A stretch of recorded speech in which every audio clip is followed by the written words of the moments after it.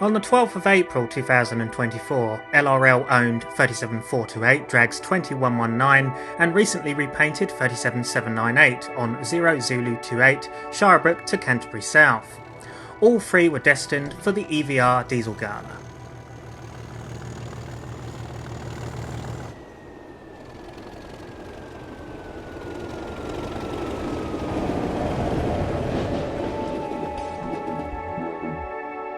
In this issue, a look at Elm Valley Spring Diesel Gala.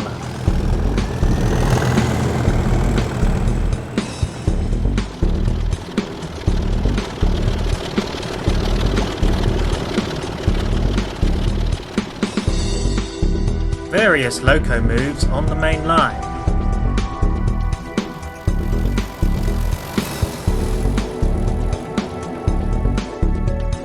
A look back in time at freight on a dying branch line.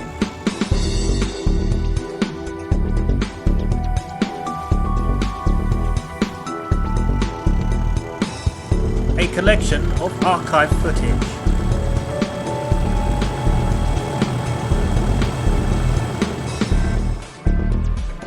Views of the nighttime freight scene in 2007.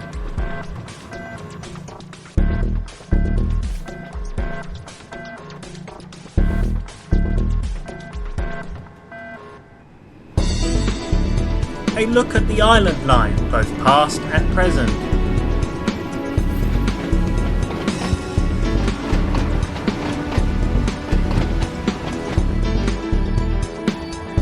Area profile, the Midlands.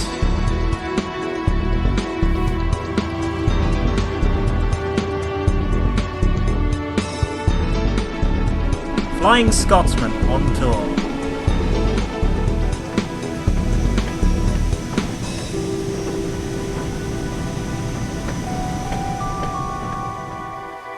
Commuter traffic on the White Coast.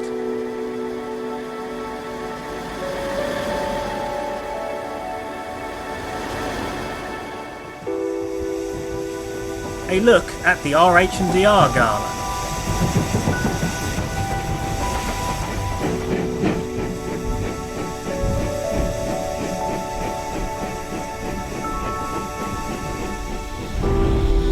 Steam services on Spa Valley.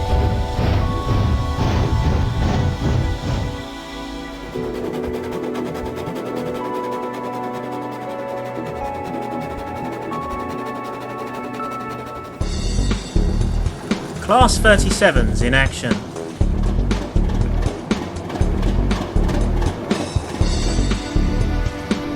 Class 66s on freight.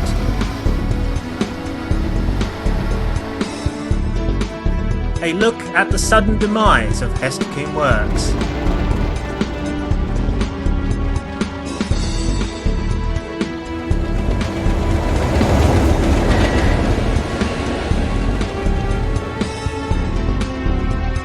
Class 68s moving on to pastures new.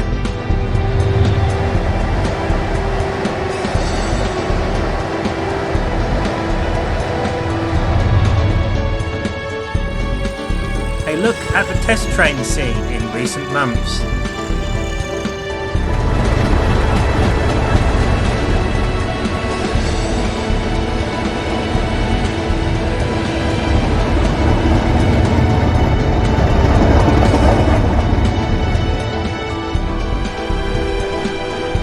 Various rail tours around the network.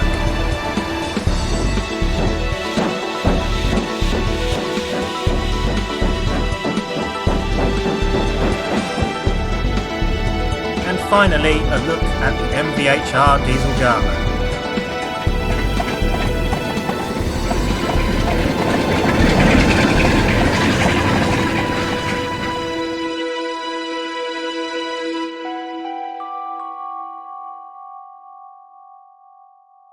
From the 18th to the 22nd of April, the Elm Valley Railway, or EVR, held their Spring Diesel Gala.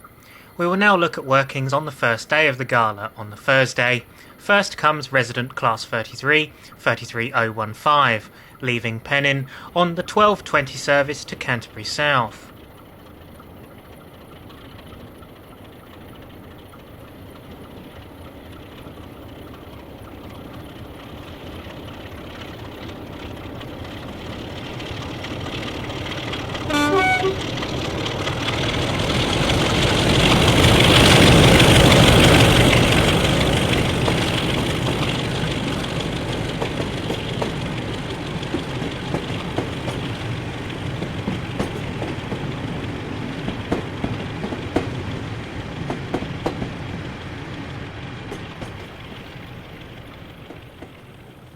Of the two 37s LRL provided, only one would be in service throughout the gala, with 37428 being on static display at Pennin. At least this was the plan.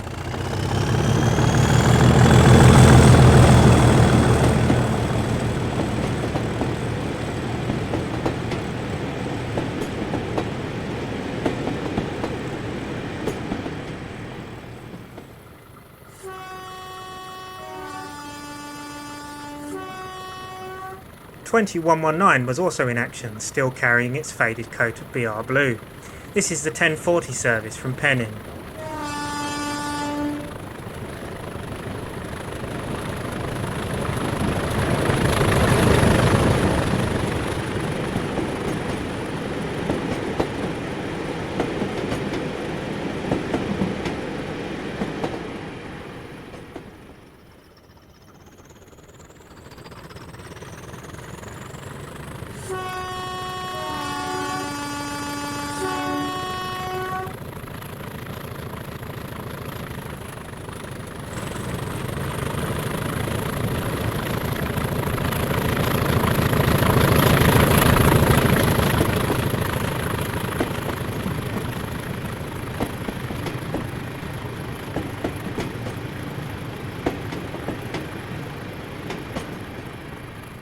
Another visitor was 27037, visiting from the Swankadge Railway.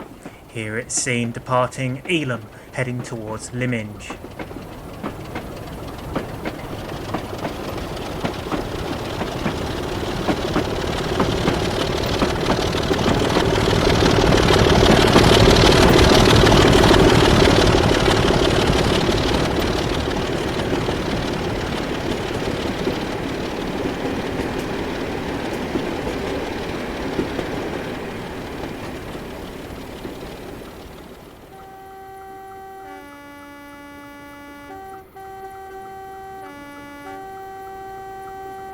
This is 37798 again, on its way to Elam.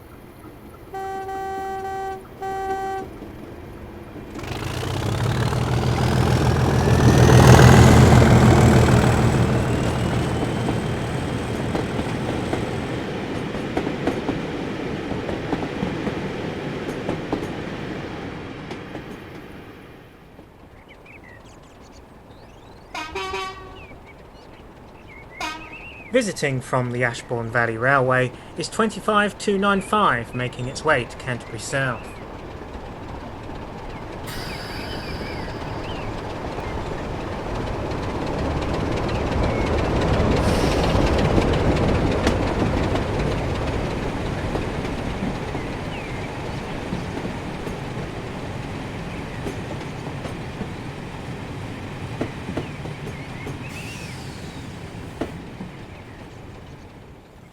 '37798 was painted in BR trainload especially for the gala, and features a very rare Sector General decal, which was only ever fitted to one 37 in BR days.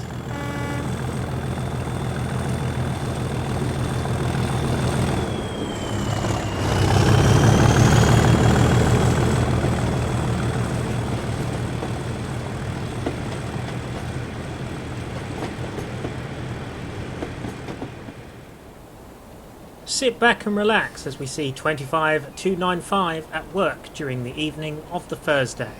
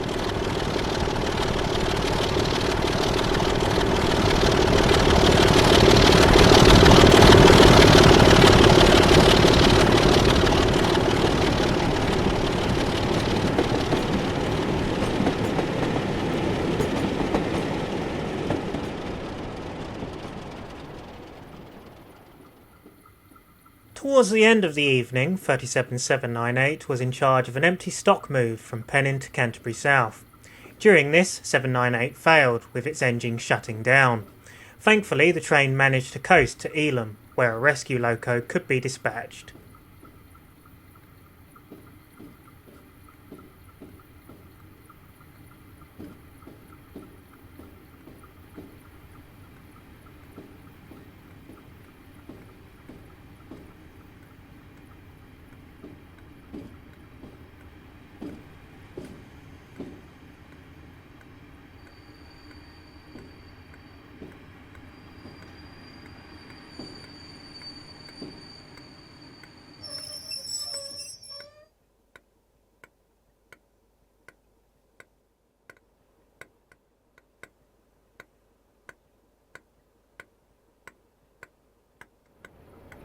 The rescue loco came in the form of 33015, which by late afternoon had been subjected to route learning. Once coupled, the 33 would drag the train back to Canterbury South.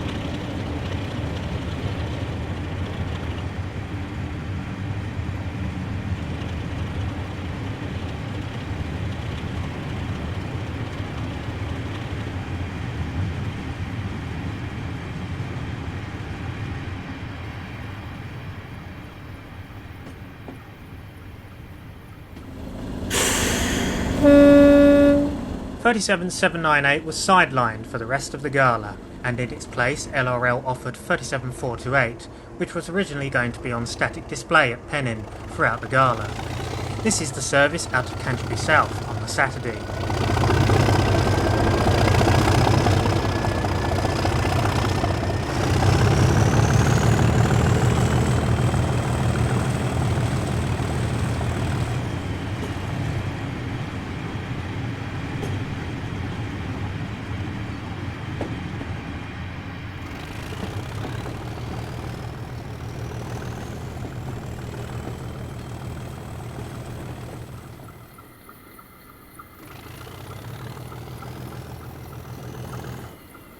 Our final view of the gala sees 37428 arriving into bridge.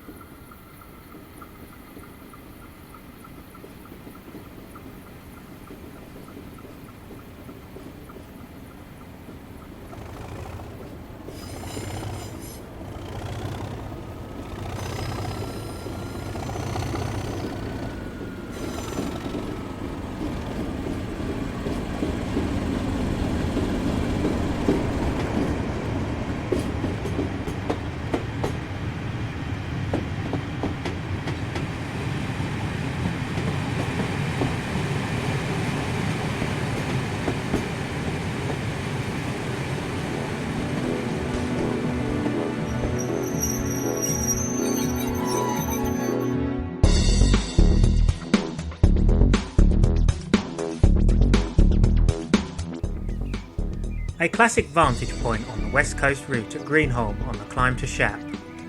A Freightliner 66 works empties from Warrington to Ravenstrover in Scotland. In the depths of winter sunset on the Cumbrian Fells is at 4 o'clock in the afternoon, and much of the lineside action over the West Coast Mainline will be in darkness. We'll look at some night freight in the bumps of 2007. Carlisle is a freight hotspot at confluence with a number of main lines. This, and some good vantage points, make this an ideal lineside location.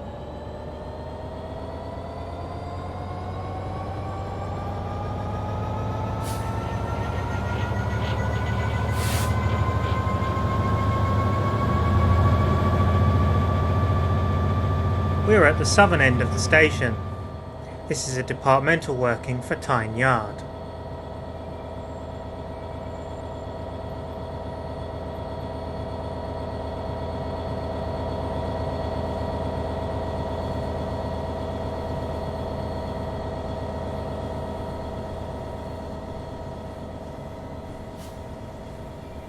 Next, a Class 92 works the daily Carlisle yard to Eastleigh Enterprise.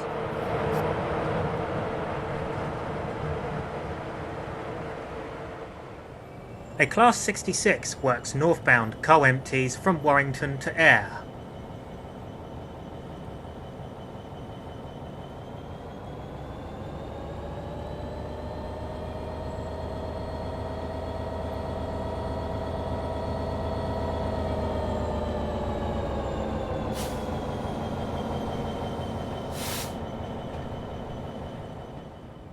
The Class 86s in Freightliner service are now over 60 years old, but they still worked heavy trains over the steeply graded West Coast route via Shap. This is the evening Coatbridge to Tilbury liner, heading through Carlisle's main platforms.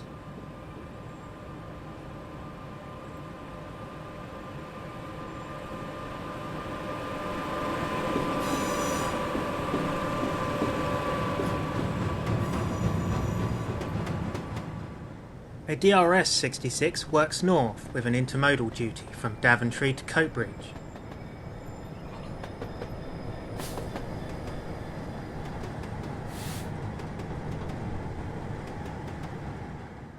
Our next location is Swinderby on the Lincoln to Newark line. The sun sets on a GBRF Class 66 on an engineering duty from Towton to Humberside.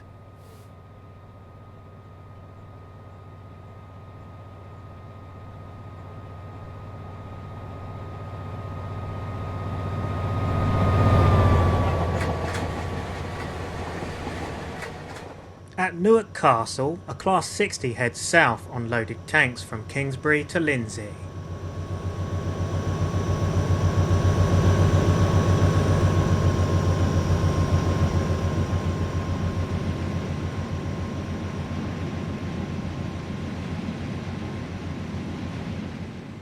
Back at Swinderby, a 60 works loaded tanks through the station en route from Kingsbury to Lindsey.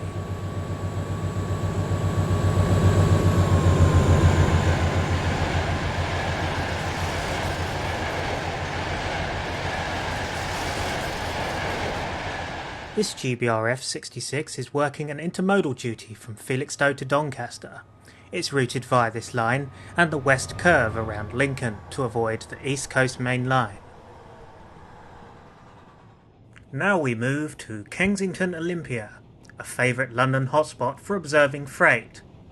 One of the Fastline 56s works a daily intermodal for Thamesport on the Isle of Grain.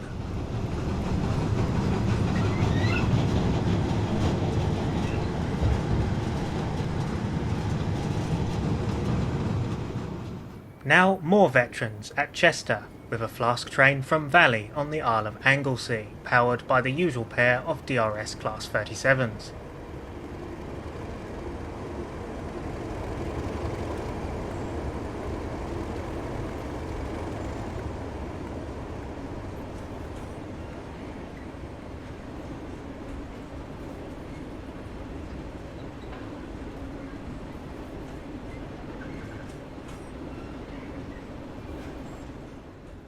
Now a real rarity at Chester. A Class 60 heads through the freight loops, with the Tuesdays and Thursdays only empty MEAs from Pennyford to Healy Mills. This is a rather erratic duty booked through the station at around 10 PM.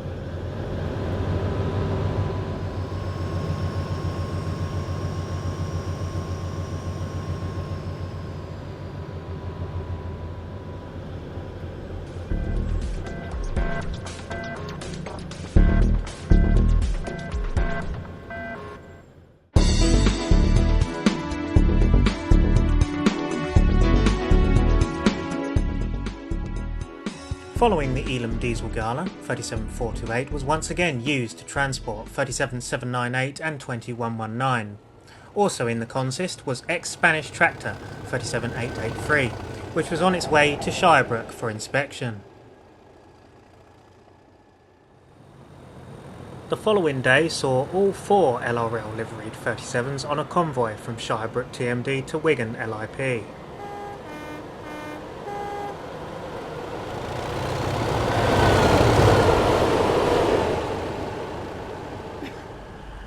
later that day, and the convoy is seen at Sheffield now with 37431 dead in tow. The use of all 4 37s was in order to supply sufficient brake force.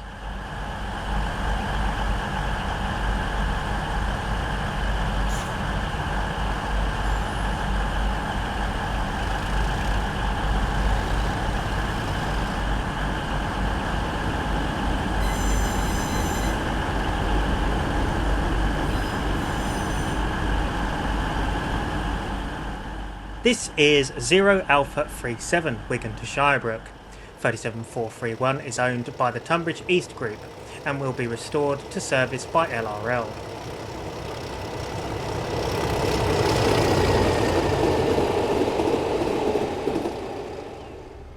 After coming off hire from Freightliner, 7201 and 7202 make their way to Shirebrook from Leeds.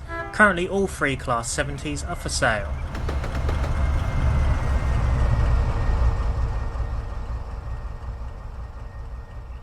.31602 is now back in traffic following a short time out of use, and is now on loan to the Kilby Valley Railway. It's seen here towing spares donor 20307 and recently overhauled 20028 and 20055 en route from Shirebrook to Kilby Bridge Junction.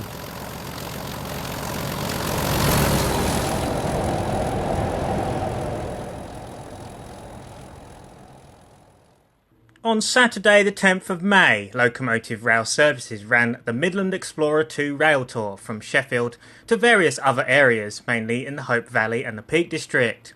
In charge was 20121, 20207 and 20310, all of which had recently been overhauled by LRL, and 20172, which had just been sold to LRL from the Ashbourne Valley Railway as payment for the overhaul of 20028 and 20055. The tour passes Heathersage on the first leg of the tour from Sheffield to Hope Earls Sidings.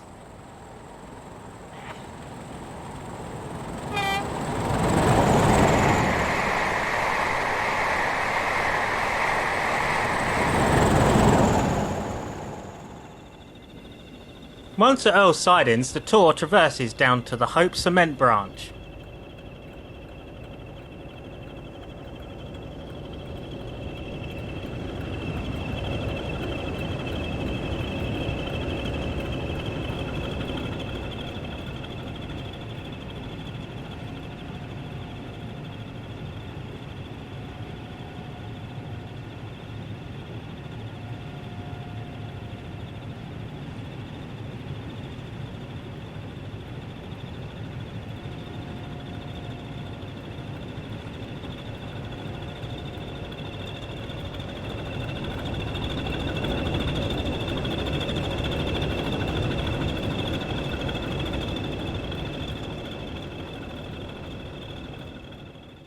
After reversing, 20121 and 20207 lead the train back towards the main line.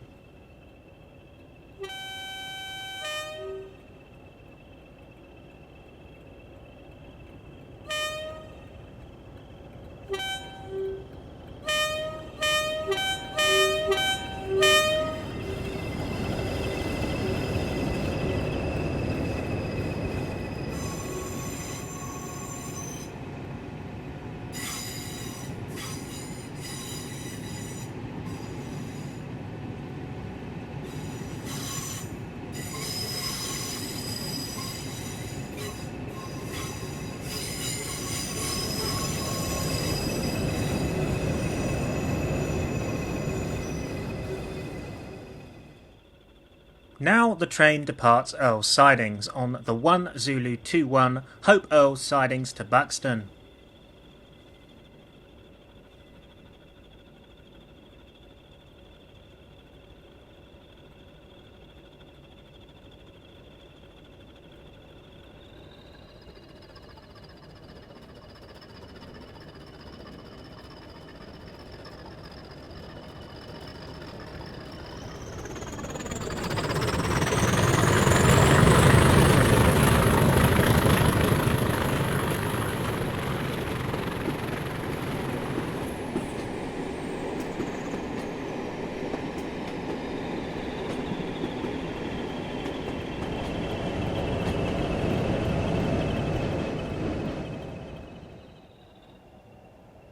The tour covered the freight-only line, through Doveholes and Tunstead on the way to Buxton.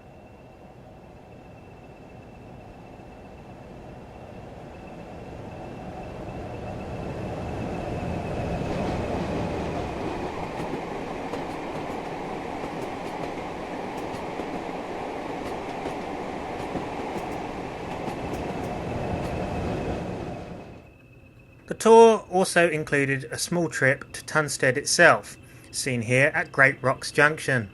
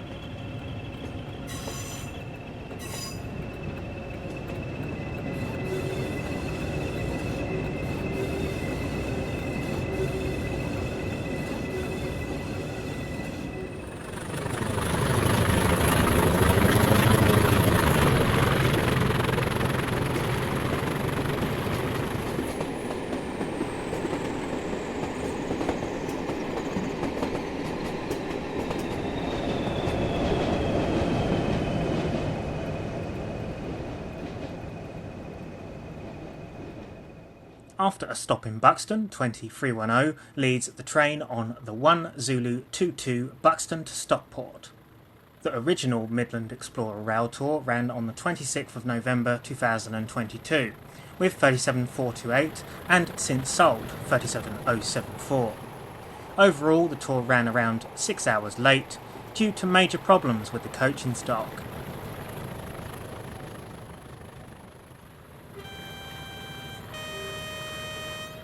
Reversing at Stockport, 2121 leads the 1 Zulu 23 Stockport to Rosehill Marple.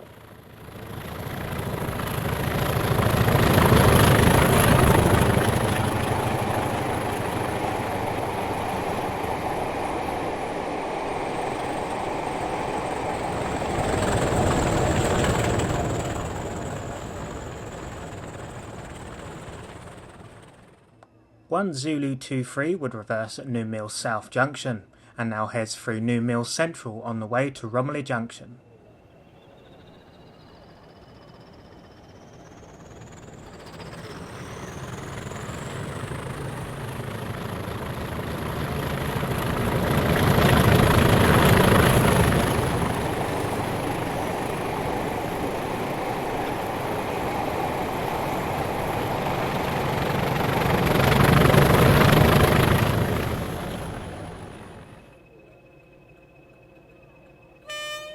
After passing through Romney, the train stopped at Woodley in order to gain access to the Bredbury branch.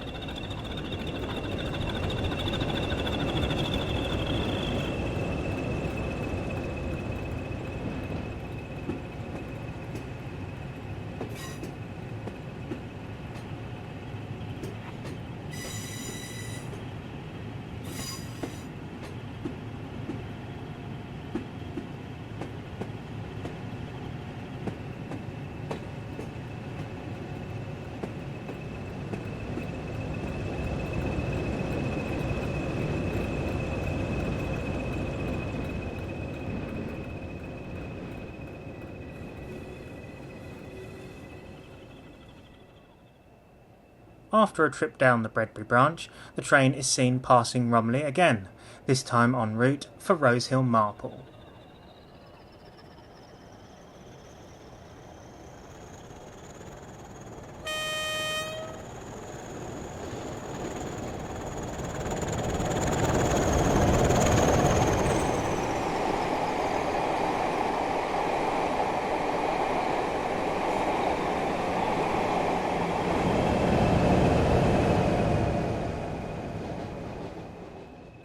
Once at Rosehill Marple, the train reverses again on the 1 Zulu 24 Rosehill Marple to Sheffield.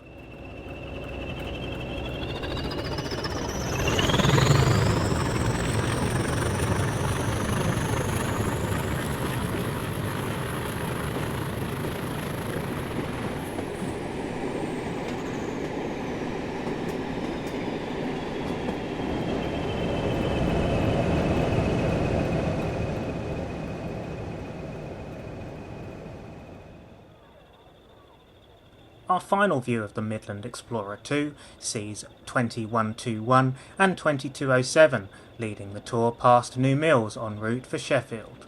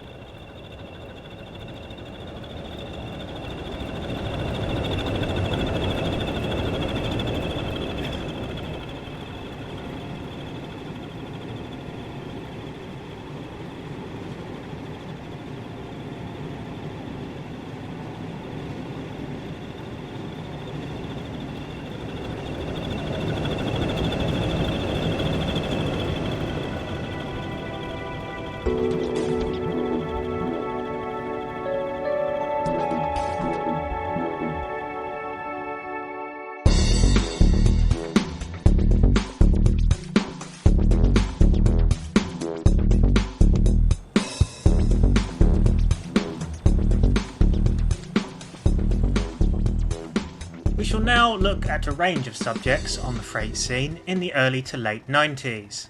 This is a train of empties, stone hoppers bound for Tunstead behind 37518 and 37415.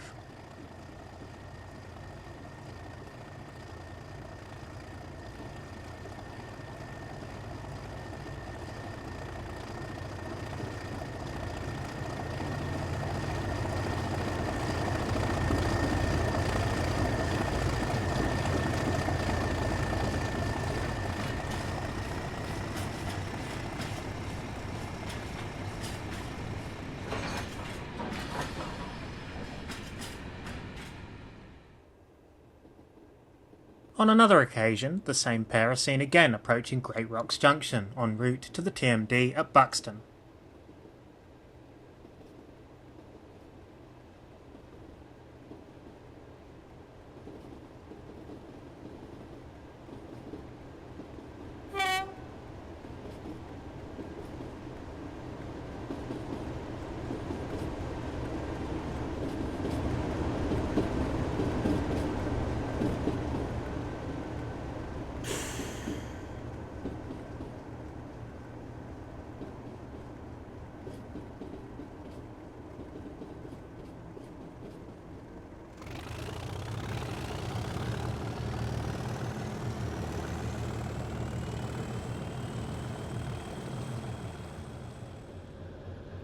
Jumping to the year 2000 and load hall 60007 passes Dove Holes with empties from Oakley to Tunstead.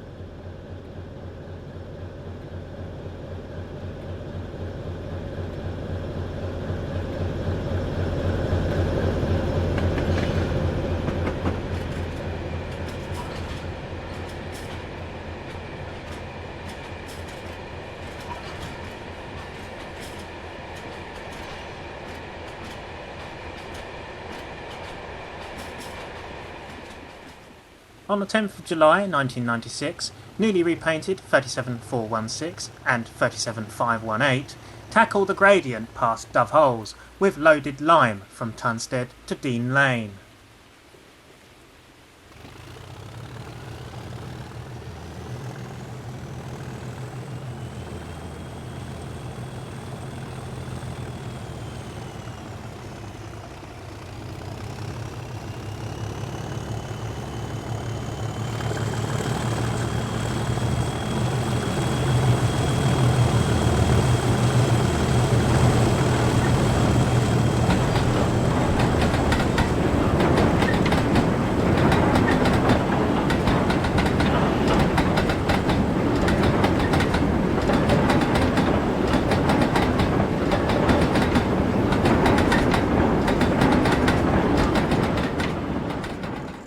very interesting scene. 37245 struggles with loaded hoppers up Dovehole's Bank.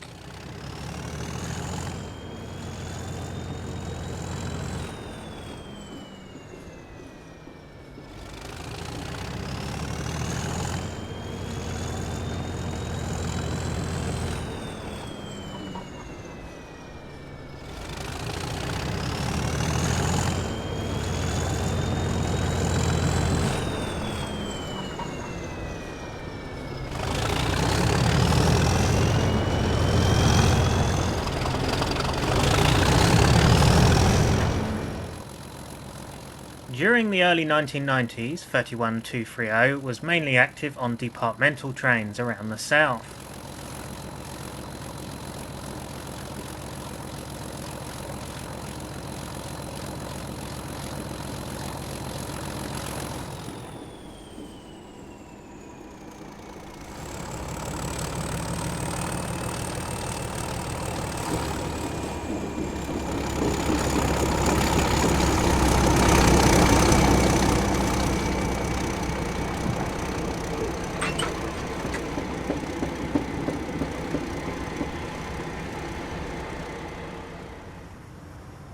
Finally, a view of 56089 with a loaded stone train from Westbury to Fairwood Junction.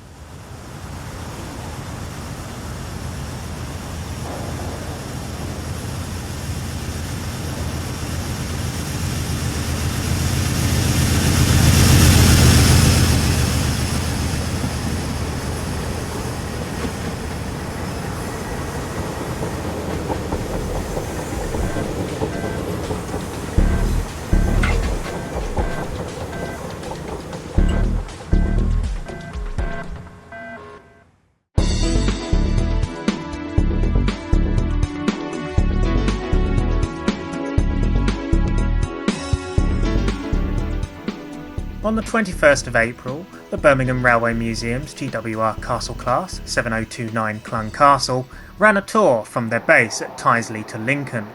Here we see 7029 at King's Cross, quite an unusual sight on Eastern metals.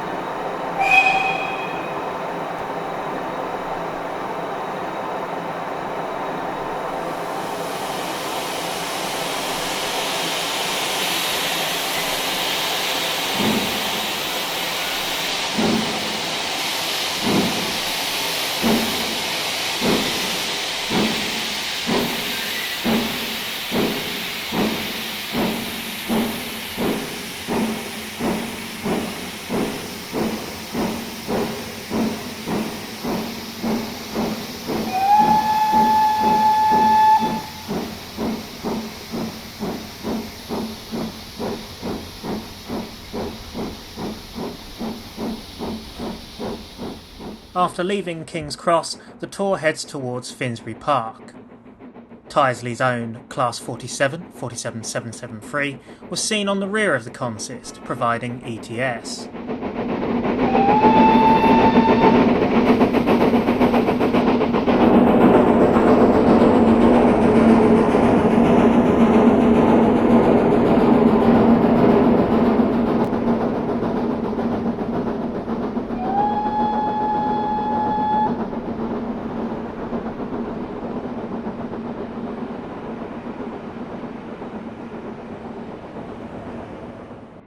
Our final view of the castle sees it passing through Hadley Wood.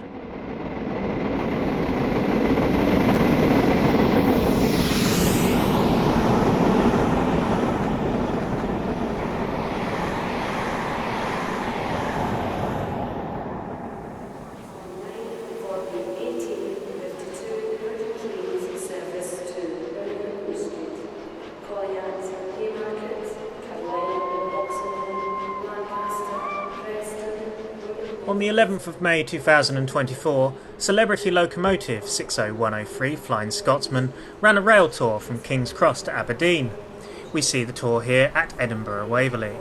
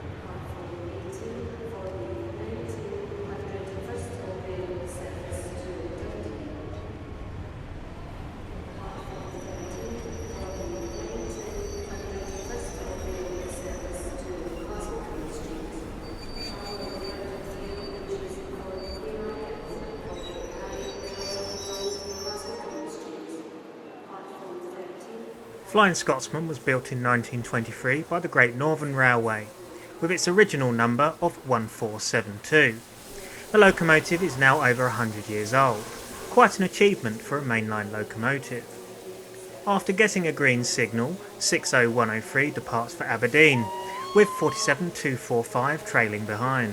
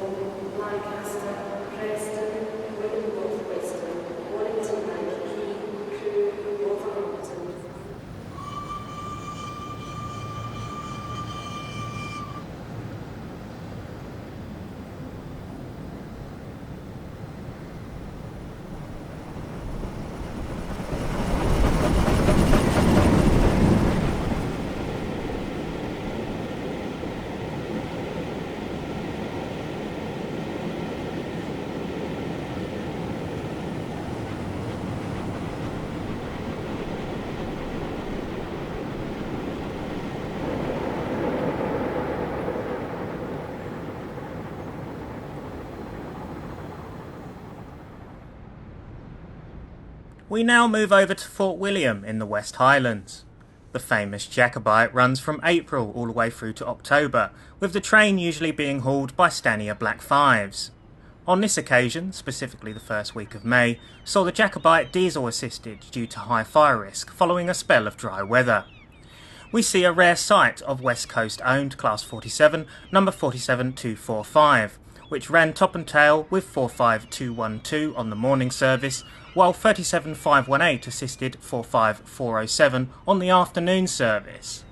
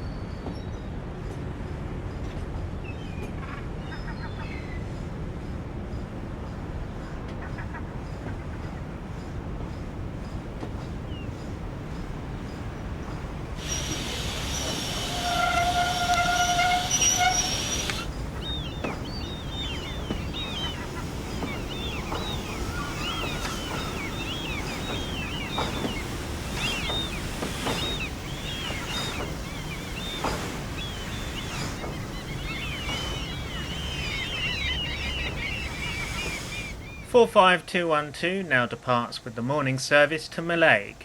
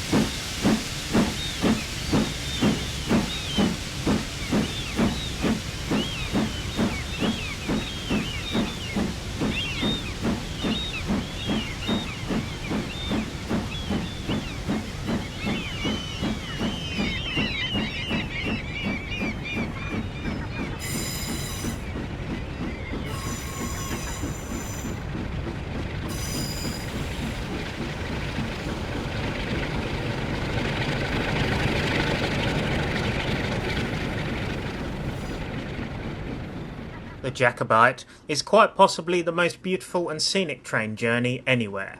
Operating under various names and with different operators, the Jacobite steam train has been running every summer since 1984 and is currently operated by West Coast Railways.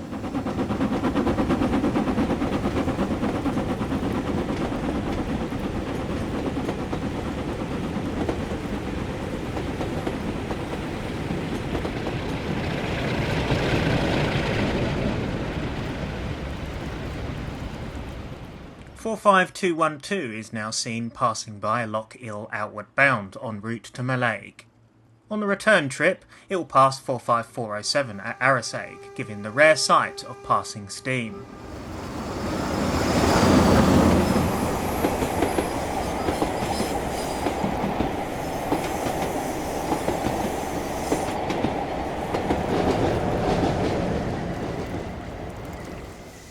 Skipping forward in time, 45212 meets 45407, the Lancashire Fusilier, at Arisaig.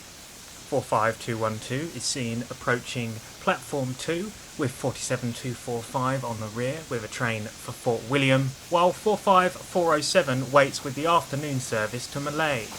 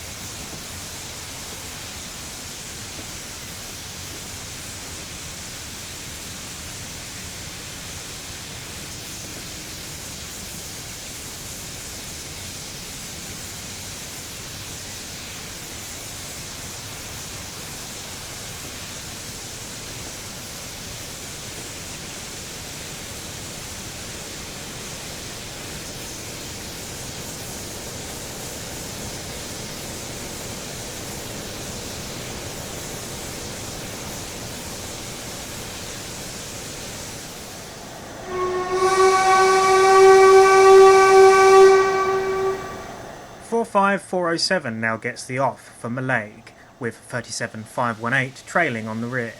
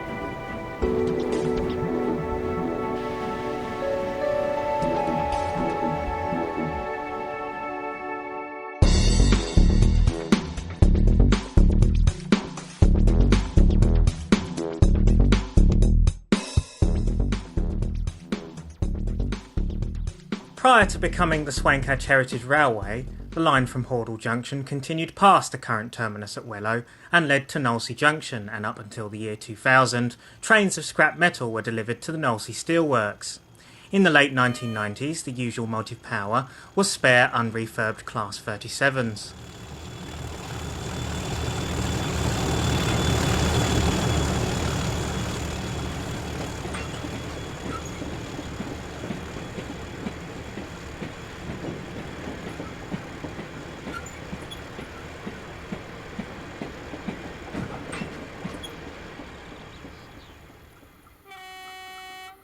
This is Knowlesey Junction. The line to the right leads to Knowlesey Steelworks and behind us leads to the Rumround Loop. 37334 was on its final legs and was withdrawn from active service in September 1998.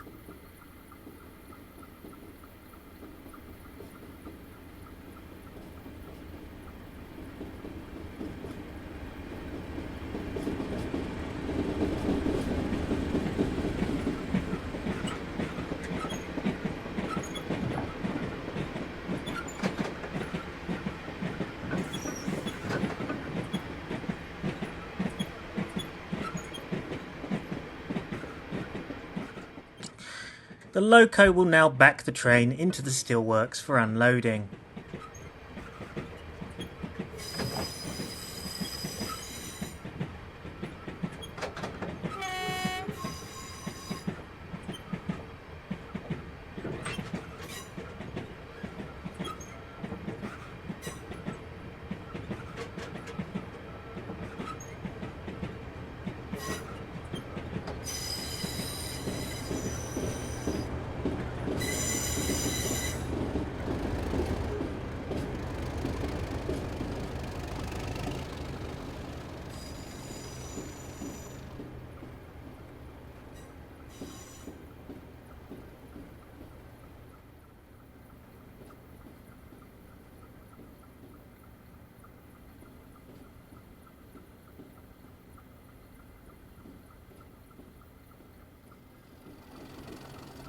Later that same month saw 37229 in charge.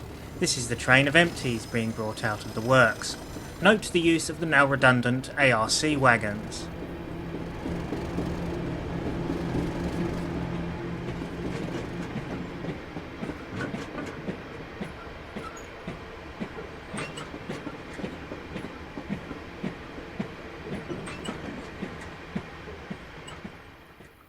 After running round its train, 37229 hauls the empties back towards Hordle Junction. Today the junction is a shadow of its former self. In the early 2000s, Knowlesey Junction signal box was destroyed by an arson attack, and most of the infrastructure, including track work, was slowly stolen in the following years.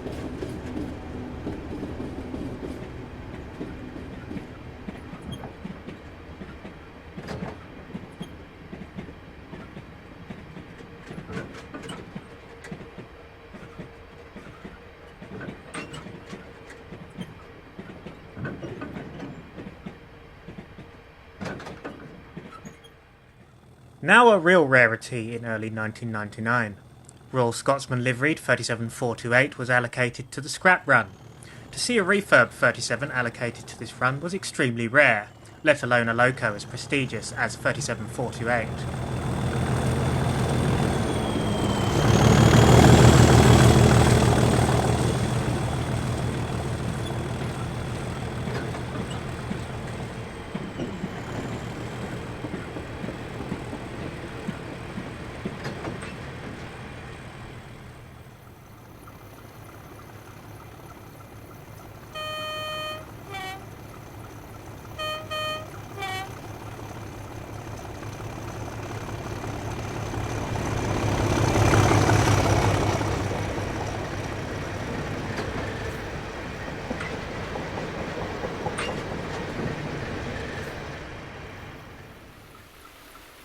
Later that day, during the pouring rain, 428 rolls down the line towards Hordle Junction. This was the only time a /4 was ever booked on this run.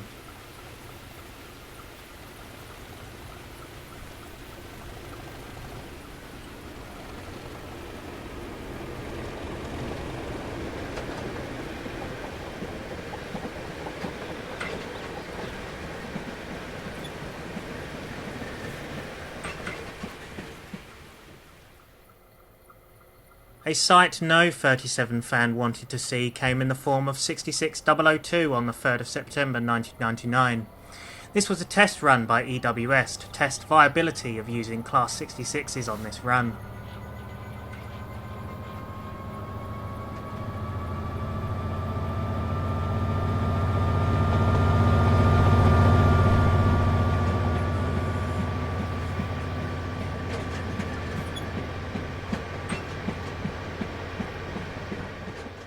The 66 passes through the town of Wellow.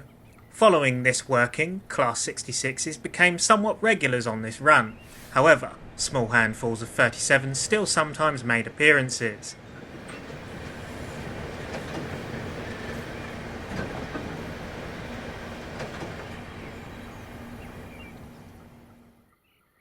By May 2000, the steelworks had closed, with the final scrap train running on the 16th of May, hauled by 66005.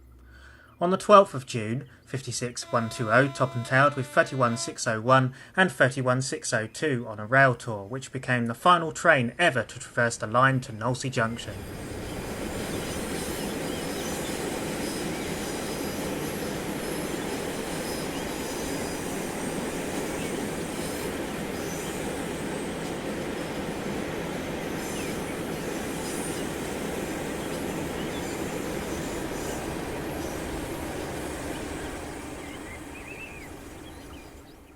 The tour stands at Knowlesey K2 signal to await pathing into the run-round loop.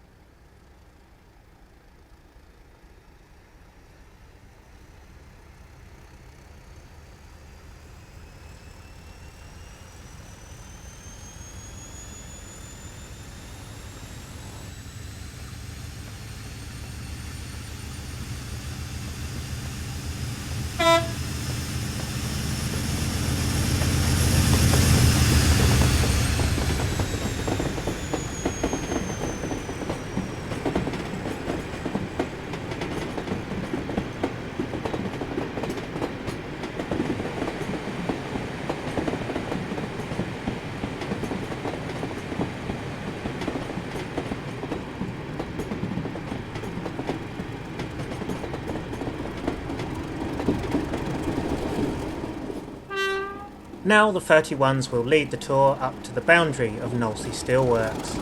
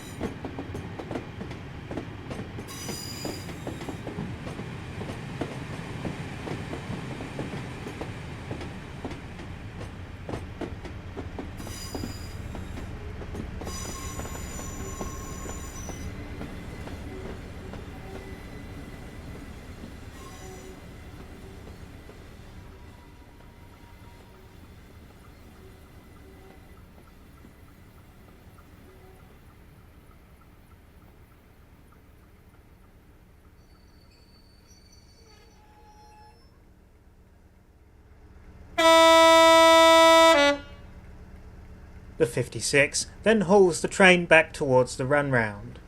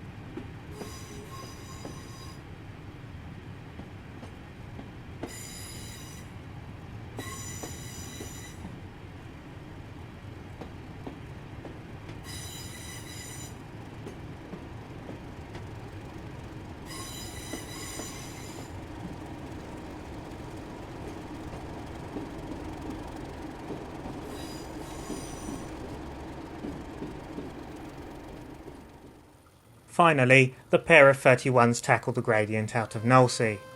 The line would officially be mothballed the following day.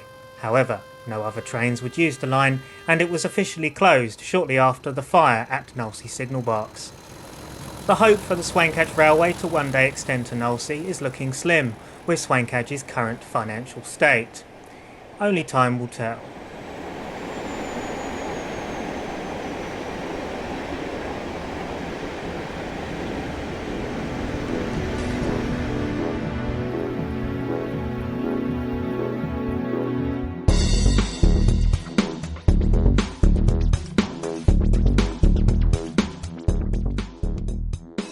Island Line Railway on the Isle of Wight operates between Ryde Pier Head and Shankling, serving Smallbrook Junction, Brading, Sandown and Lake stations along the way. The island lies just off of England's south coast, and less than 2 hours from London Waterloo across the stunning waters of the Solent. In recent times, the old D-stock tube trains were converted by South Western Railway for use on the Island Line and reclassified as the Class 484. Here, 484005 is seen leaving Lake with a train for Ryde Pier Head. Heading over to early morning now, 484003 is seen again on the 4th of May 2024. It is seen here departing Ryde Esplanade with a train for Shanklin.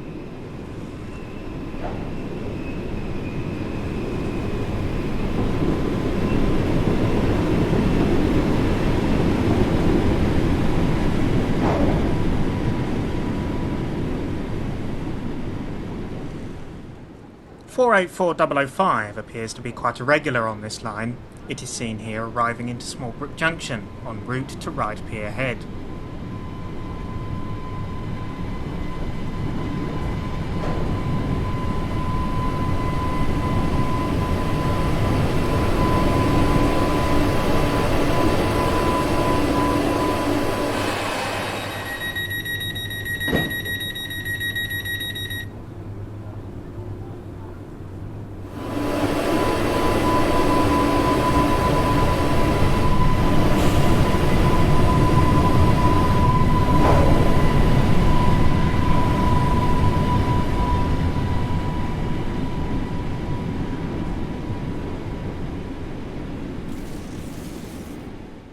You can't access Smallbrook Junction Station via road or even walking. The station is classed as an interchange station for the Isle of Wight Steam Railway, which is a heritage railway which runs 5.5 miles from Smallbrook Junction to Wootton via Haven Street.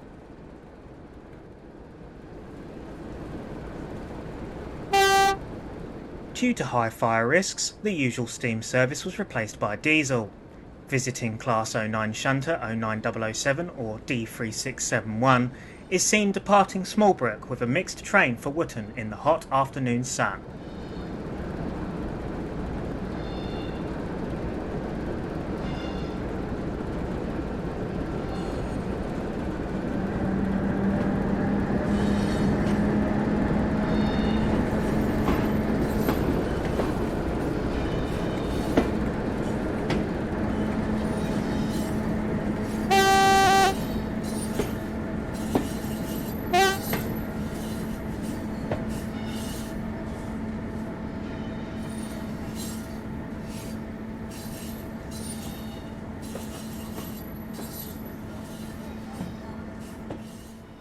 Back to the main line, 484005 is seen again departing Ryde Esplanade with a train bound for Shanklin.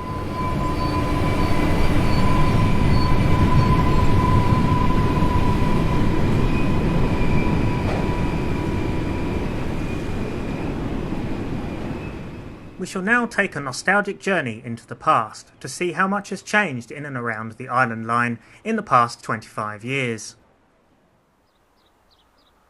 From 1989, the Island Line made use of the London Underground 1938 tube stock, which was extensively refurbished for use around the network.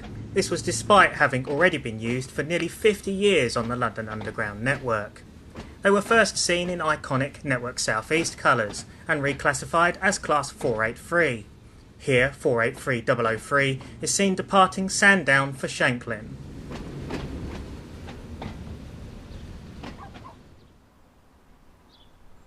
The year is 1991, and as mist draws over Sandown, 483003 is seen on its return trip to Ryde Pier Head.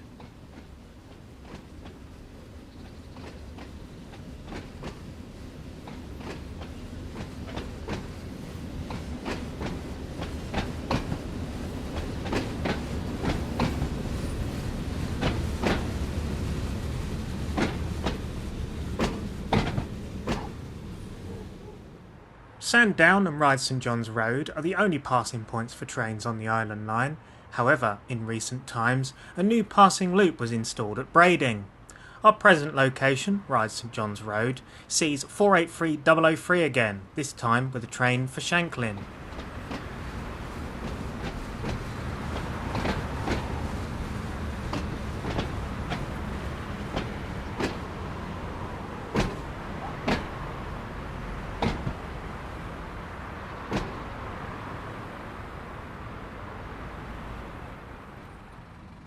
In the opposite direction, 483010 calls at Ryde St John's Road with a train for Ryde Pier Head. 483003 now departs for Shanklin.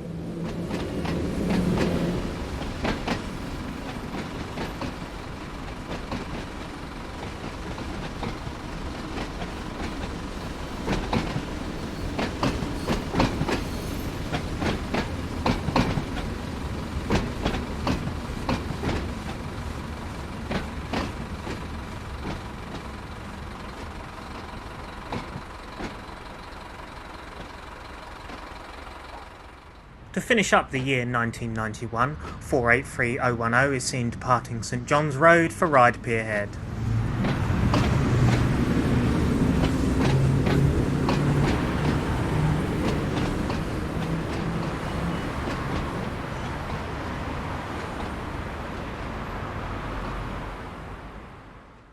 During the early 2000s, various units were painted in this unique dinosaur livery, namely 483002, 004 and 006.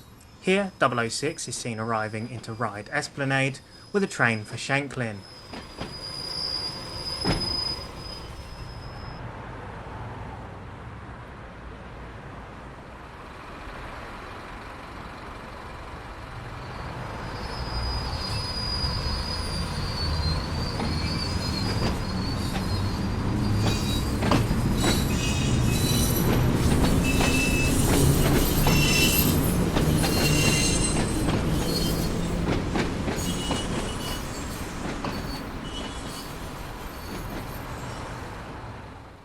Now we take a look at the final days of the veteran 1938 stock operating on the Island Line. This is a cold, damp day at Shanklin in 2020 during the coronavirus pandemic, and just 1 year before the withdrawal of these trains. 483010 can be seen carrying the Island Line maroon livery as it departs with a morning train for Ryde Pier Head.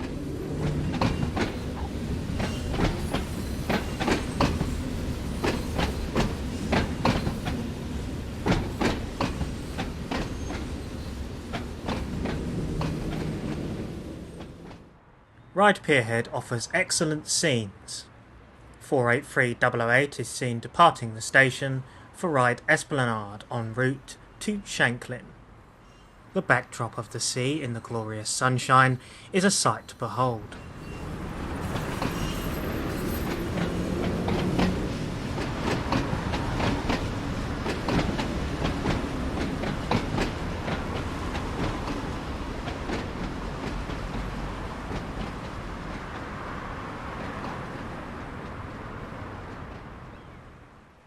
The same scene today on the 4th of May 2024.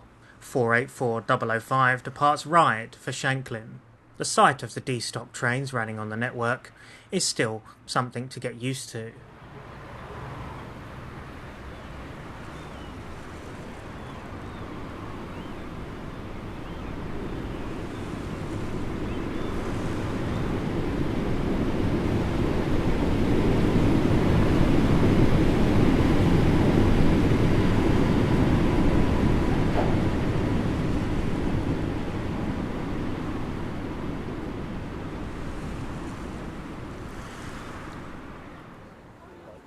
This is Brading railway station. It is one of the quietest stations on the island. An announcement on the 16th of September 2019 confirmed that a passing loop would be reinstated at Brading to allow trains to run at regular half-hourly intervals. The restored signal box and station buildings are now home to a heritage centre, cafe, museum and tourist information point. The signal box itself is open to the public.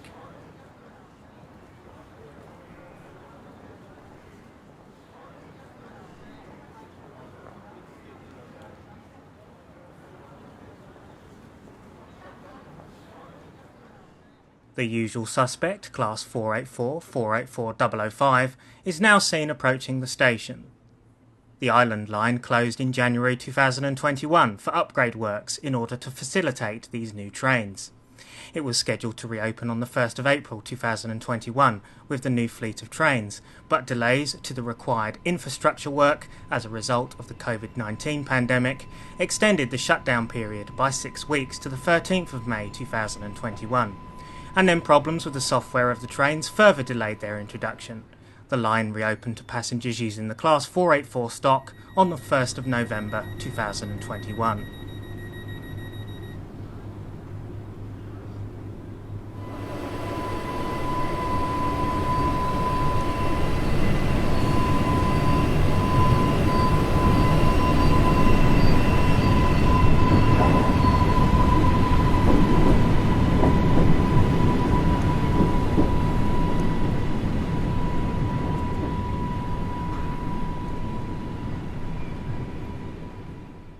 We finish off yet again with 005, here seen in the countryside on its way to Ryde Pierhead.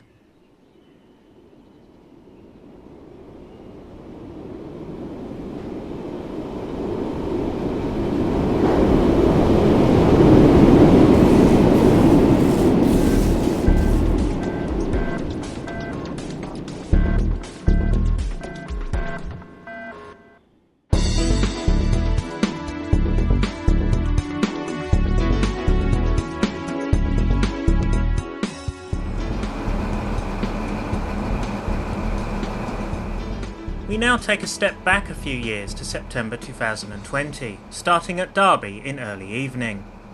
At this time, HSTs were the primary sources of motive power for express passenger duties on the Midland Mainline.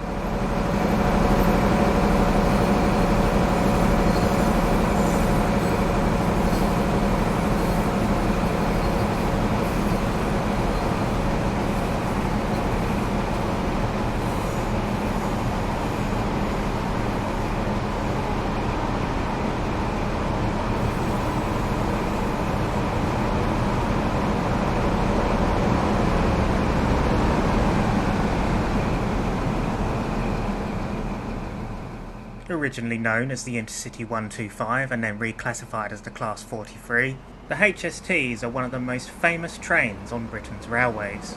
43043 now departs with a train for London St Pancras.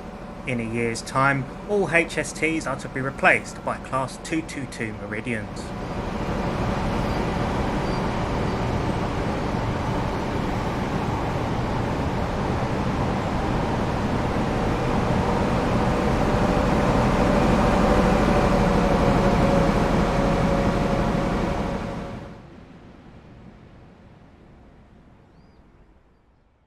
Class 66s dominate the freight scene. Here 66787 is on hire to Freightliner, leading the 6 Mike 91 Theal to Hope Earl sidings.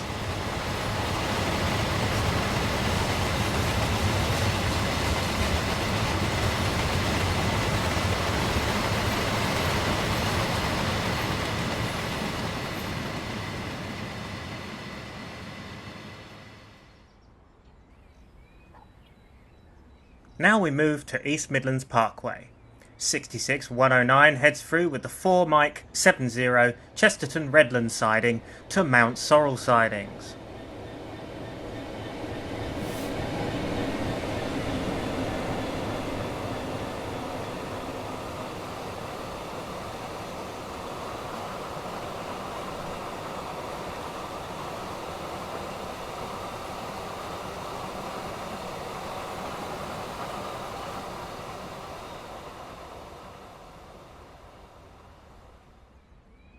Ratcliffe Power Station dominates the skyline, sadly not for much longer, with its inevitable closure in September of 2024.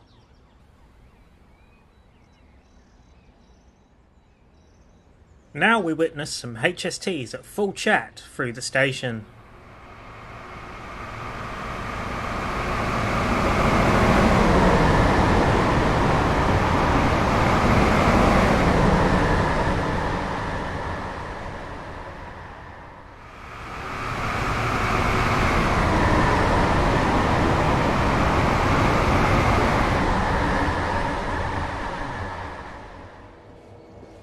Departing Mount Sorrel is 66711 with the 6 Charlie 35 Mount Sorrel to Elstone Redland siding.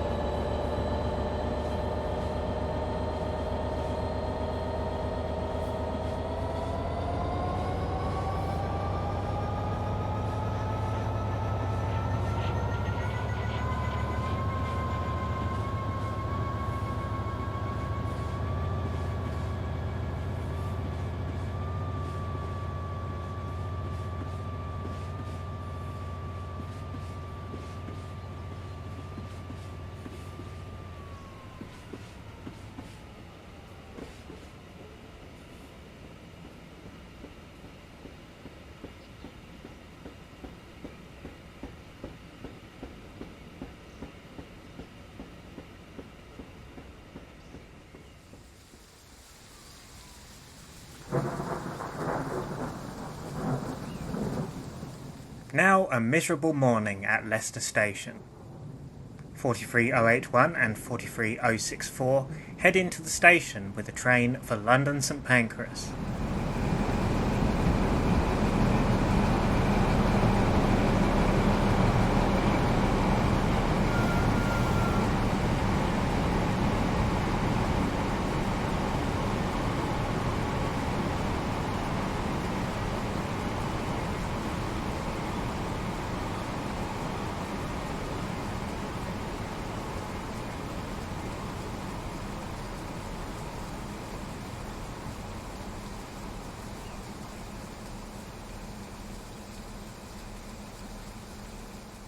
Leicester Station was opened in 1840 by the Midland Counties Railway and rebuilt in 1894 and 1978.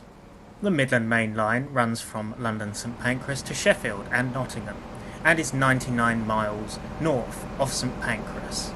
The HSTs are now seen departing for the capital.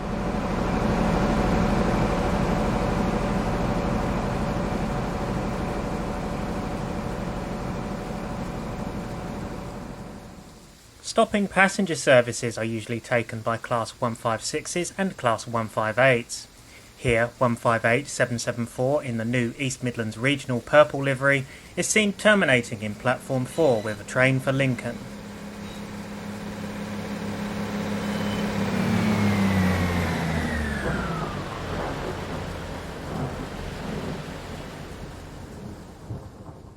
The Class 158 was constructed between 1989 and 1992 by British Rail Engineering Limited at its Derby Lichchurch Lane works.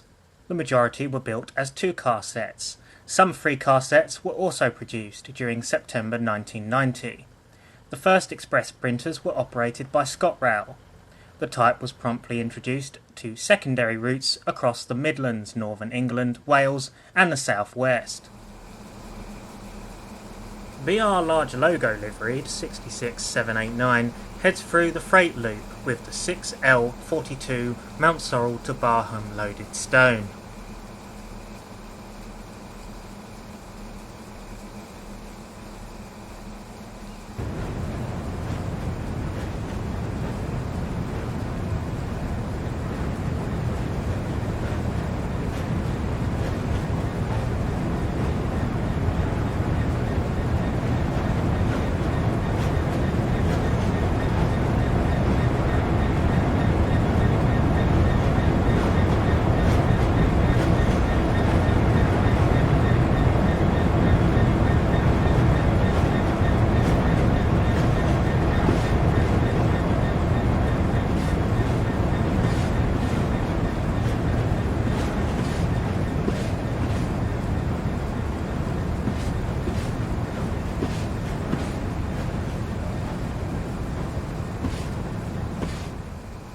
One 158774 is now seen departing Platform 4 for Lincoln.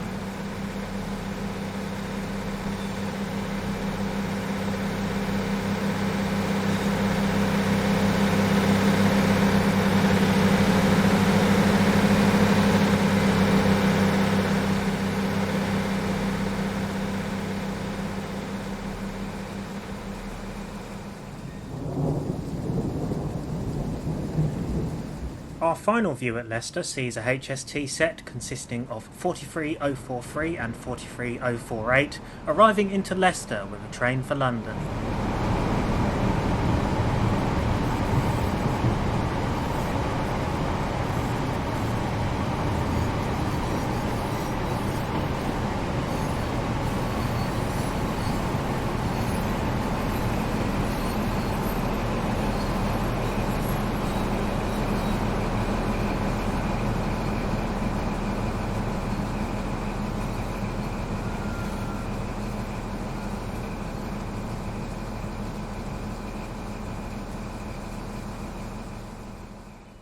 We now move over to the 4th of September with slightly more sunny skies as 158773 arrives in Sileby.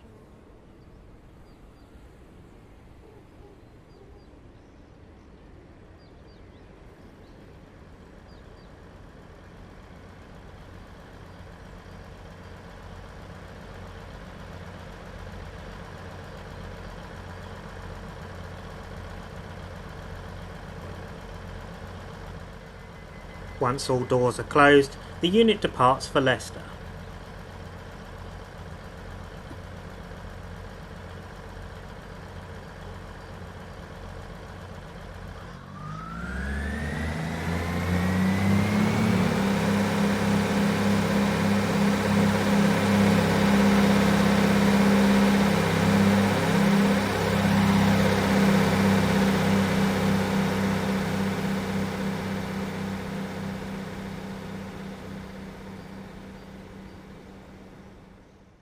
Mist draws over Barrow upon Soar on the 5th of September 2020 as 43043 flies through the station with a train for Derby.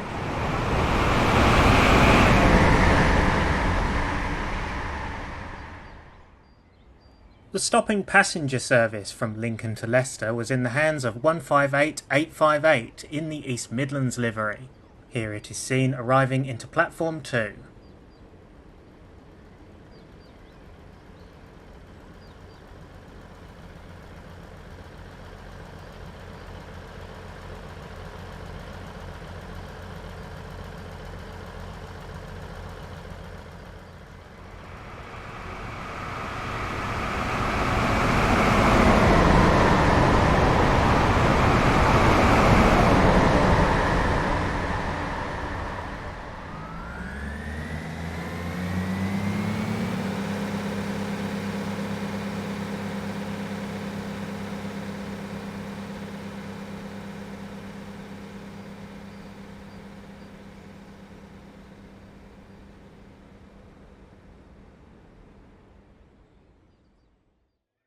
Back near East Midlands Parkway now for a few final scenes. 66759 passes with the 6 Hotel 10 Bletchley to Peak Forest.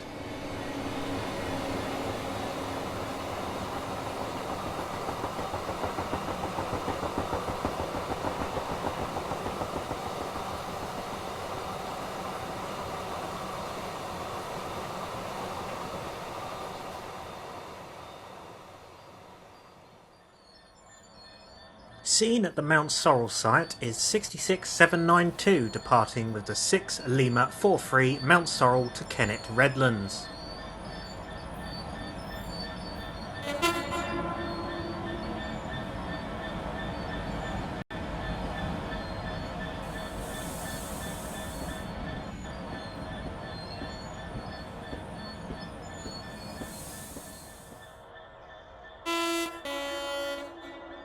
Finally, 66093 approaches East Midlands Parkway with the 4 Hotel 74 Washwood Heath to Tunstead empties.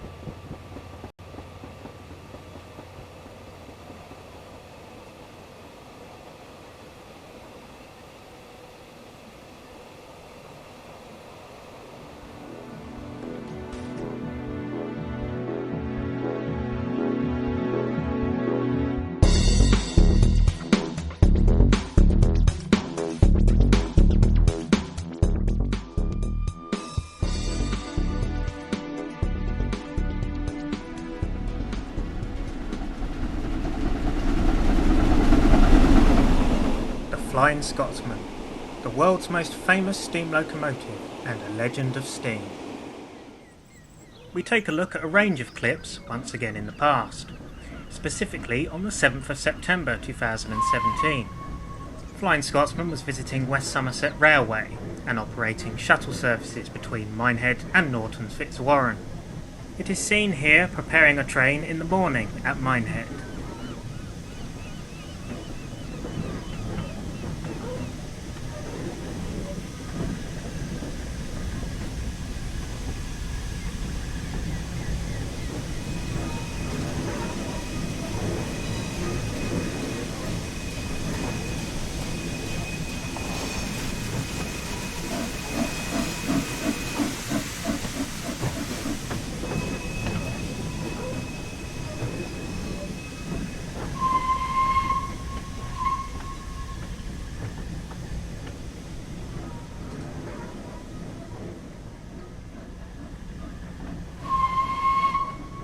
Normal service trains to Norton Fitzwarren are rare.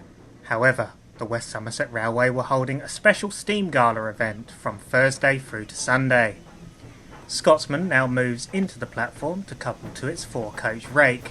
This is light work for the powerful A3 Pacific.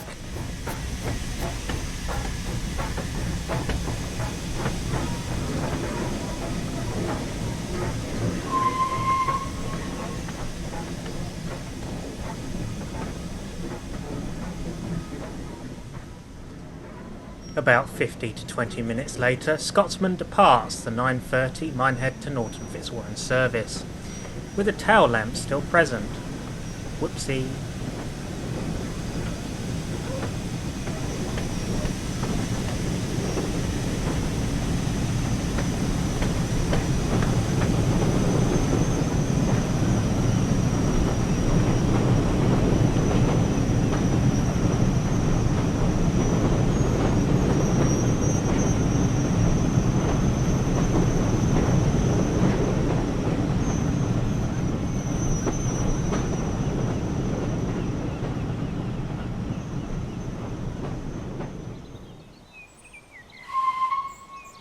Now for some rare scenes of 60103 operating the Norton Fitzwarren branch on the early evening service to Minehead.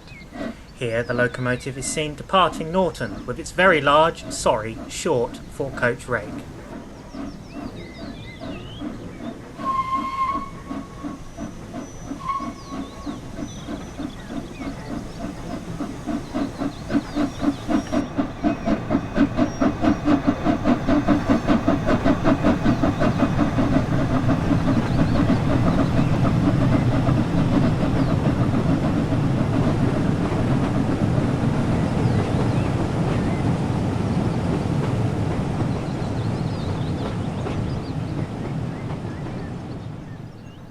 .60103 is now seen powering up the bank towards Bishop's Lydeard.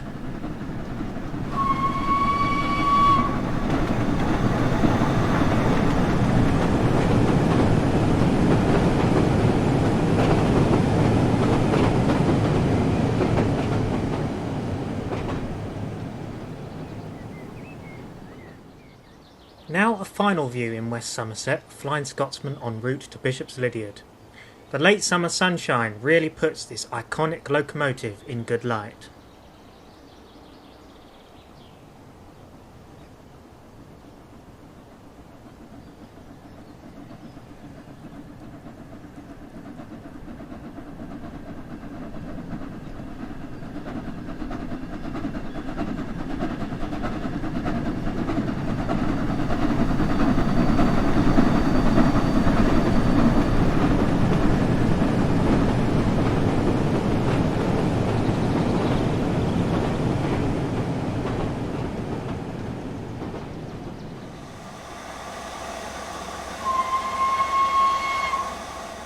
Over to summer 2021 and 60103 is seen again operating a rail tour over the Midland Mainline. This tour was operated by West Coast Railways, who provided 47815 for insurance. The tour is seen departing Nottingham.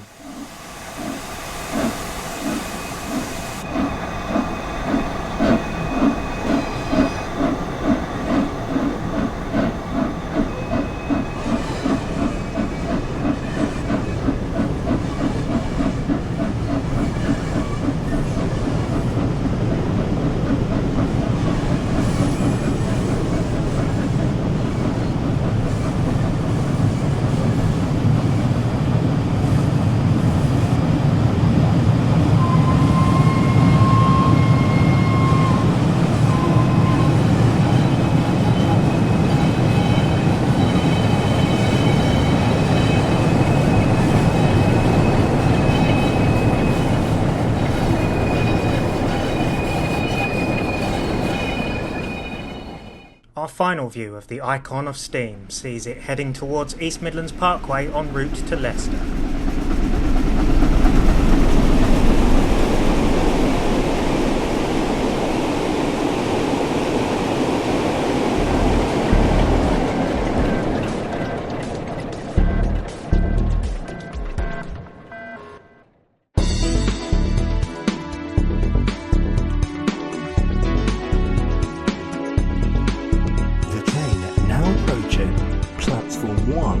Is the 1705 City Line service to Redborough, calling at Redborough only. This train is formed of 2 coaches. First class accommodation is not available on the train. Would passengers intending to travel on this service please join the train now, as it is ready to leave. The White Coast City Railway runs from Norwich Central to Redborough. We take a look at a range of suburban services which are primarily taken by the Class 158 Express Sprinters. Here, 158880 is seen departing Myrna Town with a train for Redborough in the evening sunshine.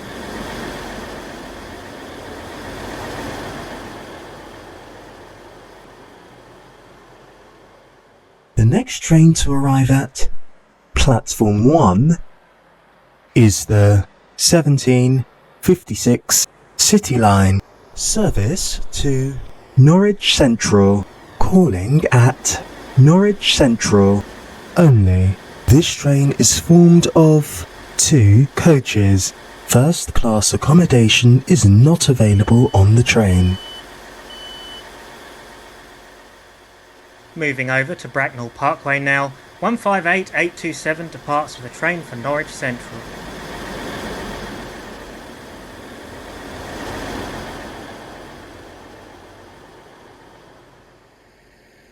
One 158845 arrives 2 minutes down en route to Redborough. It is seen here arriving and departing from platform 2.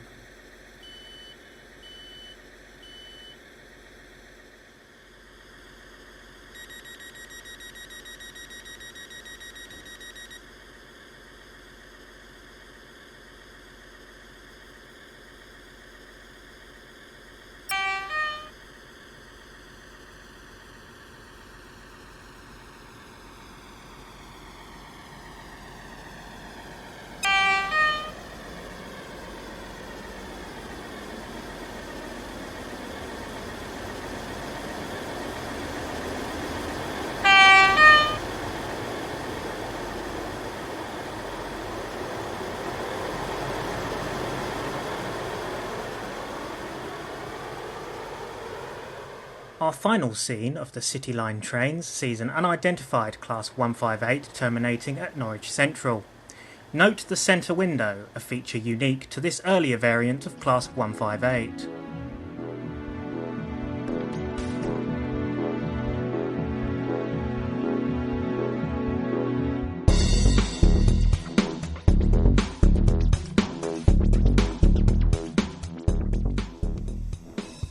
On the 1st of April 2024, the Romney, Hythe and Dymchurch Railway were operating a test train with number 4, named The Bug, between New Romney and Romney Warren. This is to ensure that the coach number 31 Marjorie is serviceable for the upcoming Visitors Gala event in May. Here, number 4 is seen departing New Romney. The test train, with Marjorie being propelled, makes its way to Romney Warren. Here we see the train approaching from the bridge.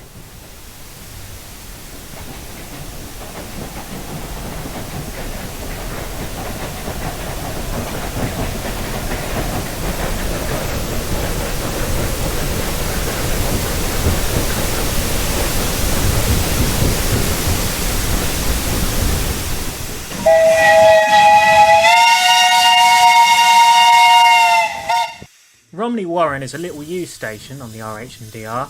Passenger trains only tend to stop here during Romney's famous gala events. Number 4 is now seen departing for New Romney.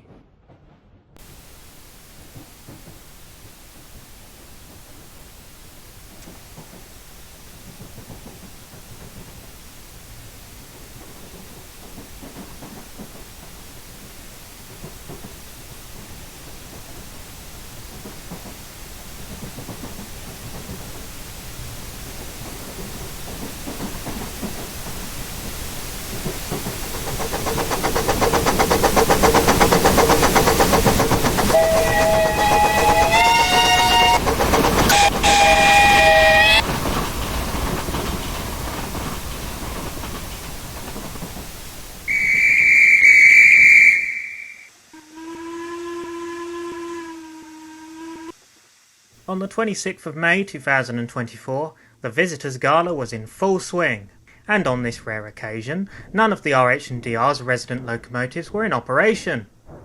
One of the visitors seen here, number 1 Blalis, was visiting from Saltram and is seen departing New Romney with a train for Hythe.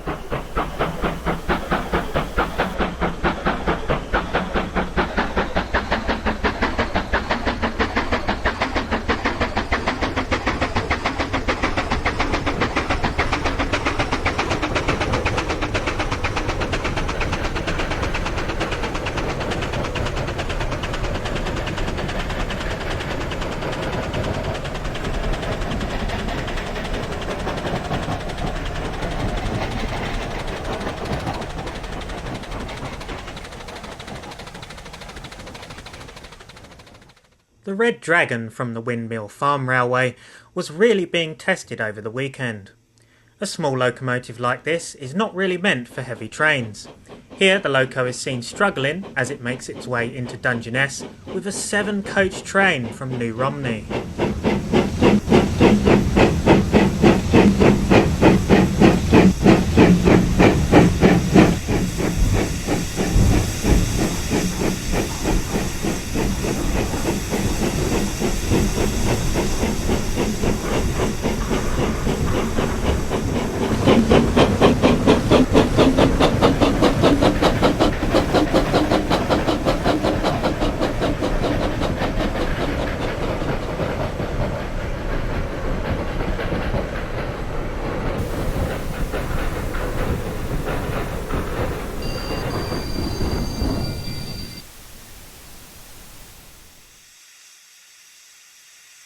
Red Dragon was built in 1990 by G. Walker and A. Moss to the gauge of 15 inches. Red Dragon operated on a number of railways, including the Lakeside Miniature Railway, and it now resides at the Windmill Animal Farm Railway. Number 1 is seen heading into Hythe now with a train from Dungeness.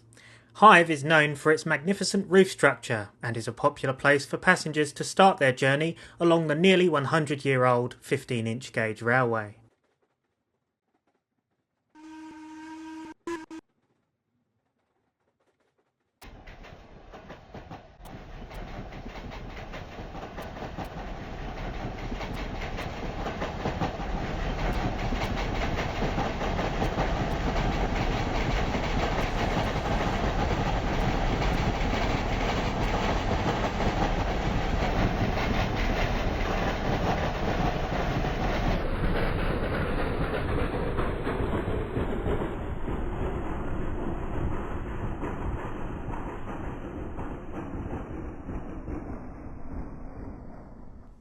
En route to New Romney is Red Dragon again, this time actually being able to get up to speed. Here she is seen entering the section. I think we can safely say various trains were delayed from its performance up to Dungeness.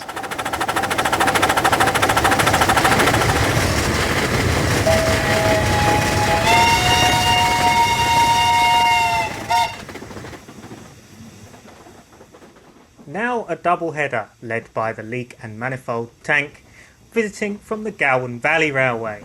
This service is for Hythe. The second locomotive, Shan, is visiting from the Kirklees Railway.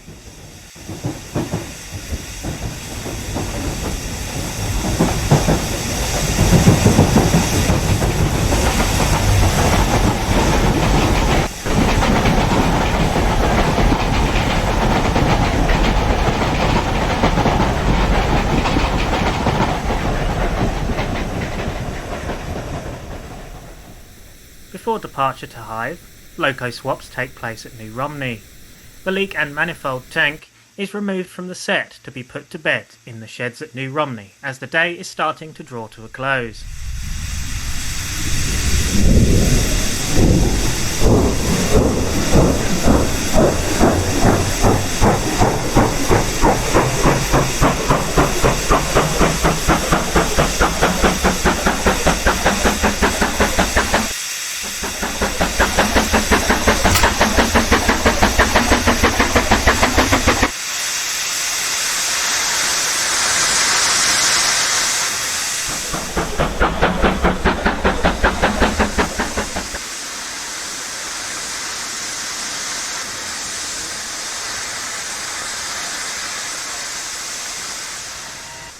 Number 1 Blalis now is seen on an express service for Dungeness.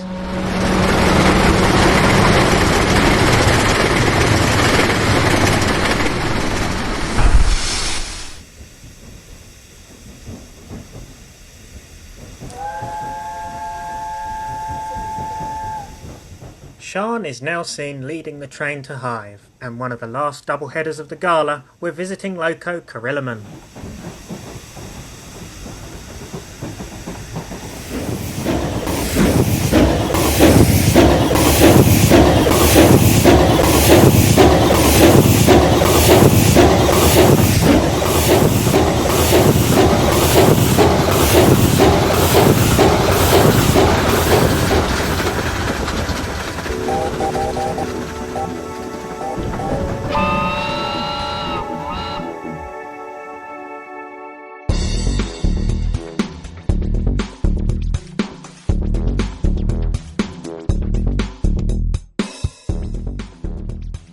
Spa Valley Railway runs from Tunbridge Wells West to High Rocks, Grumbridge and Erich, where it links to the Oxted line.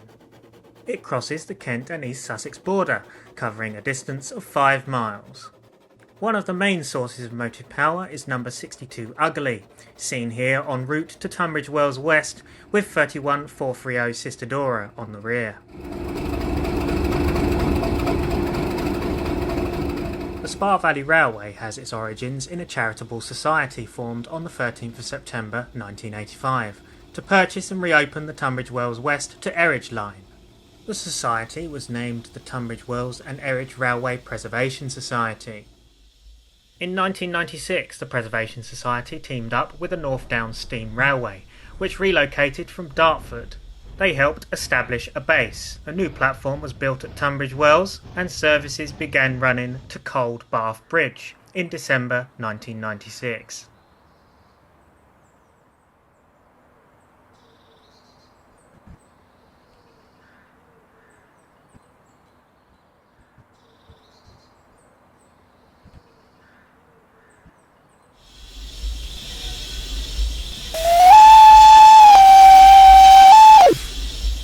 The date is the 19th of April, and 47493, a Ginty tank locomotive, is seen departing on the first train of the day to Erich.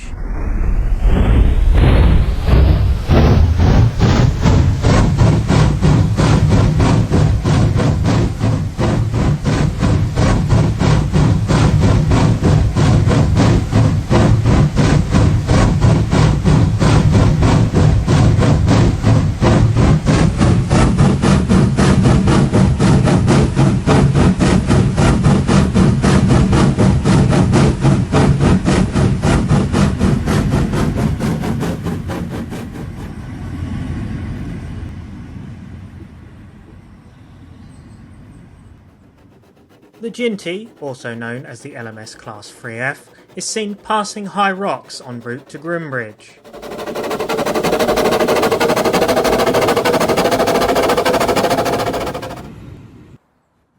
Now at Grumbridge, 47493 halts the train into the platform to collect or drop off passengers who would like to alight at this remote and rural location.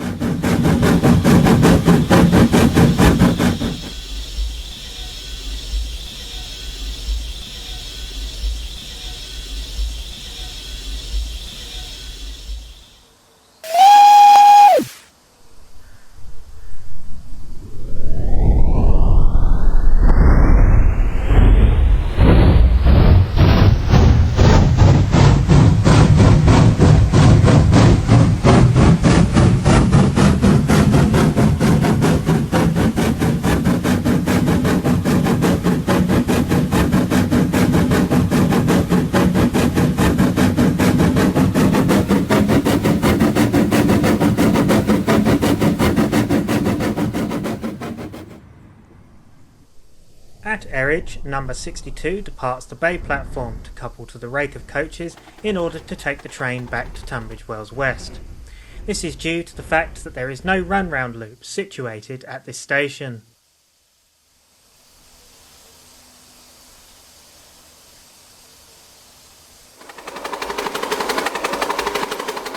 Erridge is also home to a mainline link. Here, a Southern Railway Class 171 DMU is seen arriving into the mainline platform adjacent to the Heritage Railway.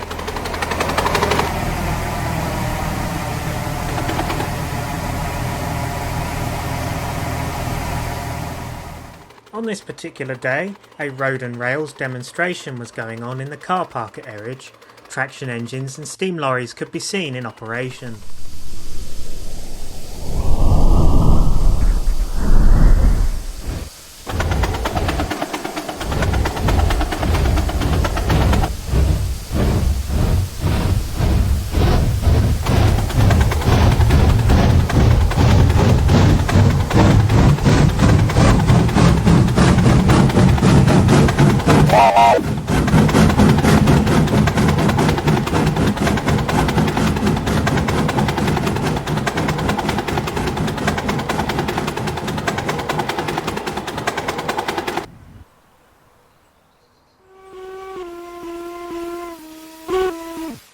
After departing Erridge, number 62 Ugly makes its way towards Tunbridge Wells West.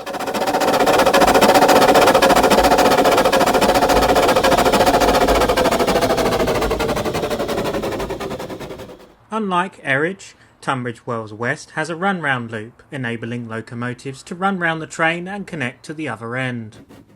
Number 62, now travelling Bunker First, heads with a train for Erridge.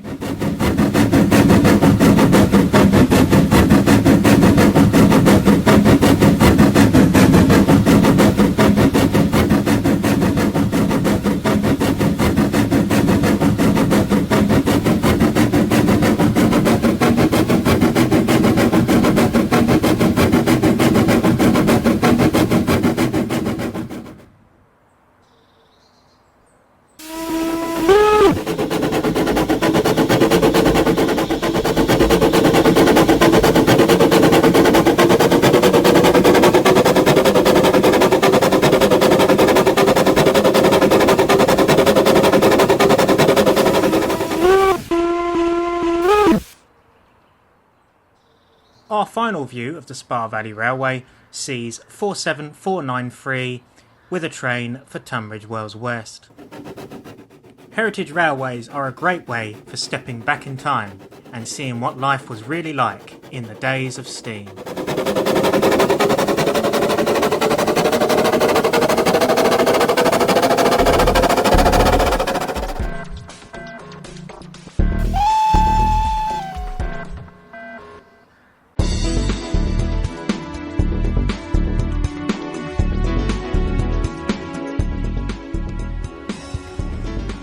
On the 8th of April 97304 and 97303, arrive and depart Fatherwell on the 0 Zulu 97 Colham LMD to Leafminster RTC.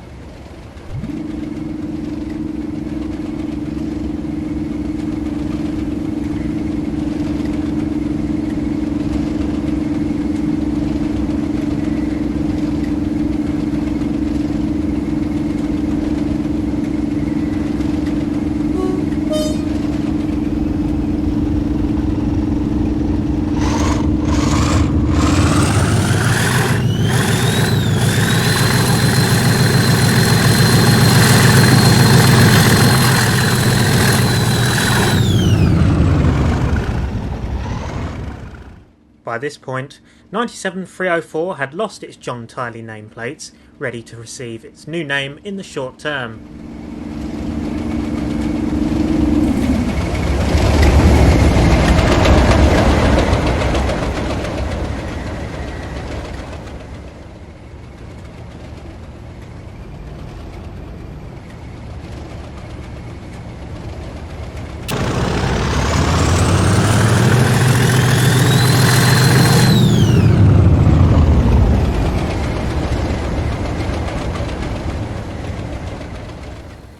After a detour to Minestow Yard, 303 leads the pair towards Leafminster.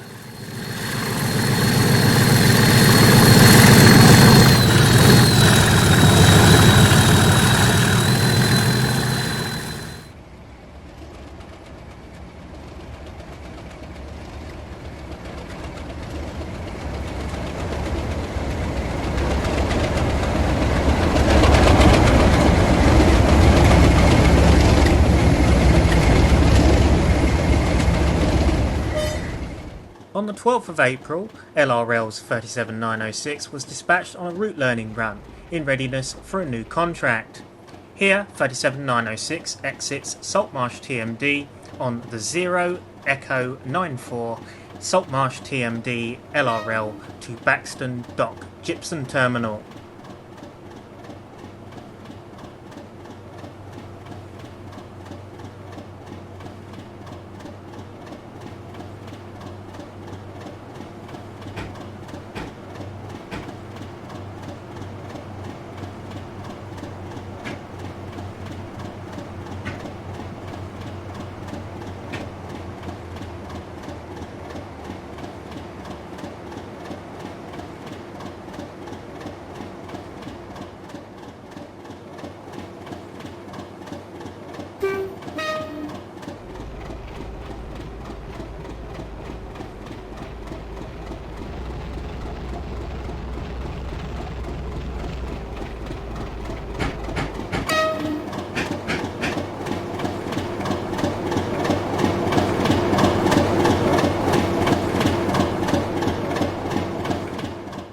The new contract that LRL will undertake will be the movement of waste gypsum from the power station at Westlake to the docks at Buxton for export.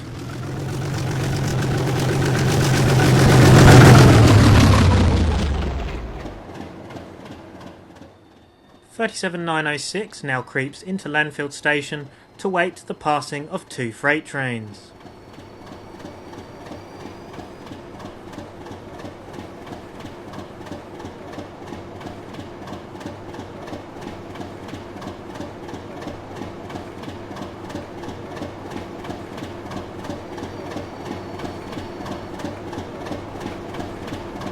"66727 passes with the 6 Foxtrot 93 Carlisle Yard to Walsall cement tankers.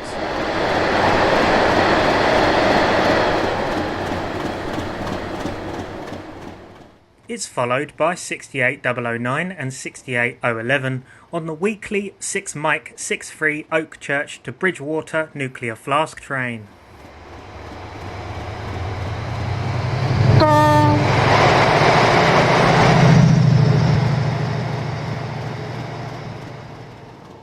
"37906 is given the road into Giles.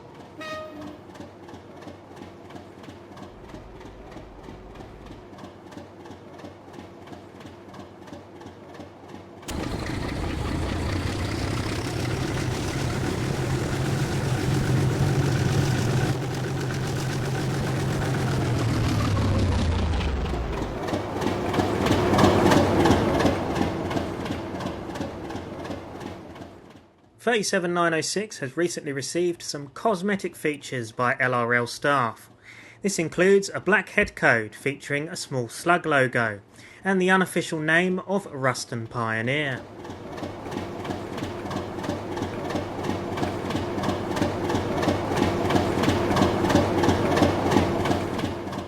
Once at Buxton Docks, the route learning will begin.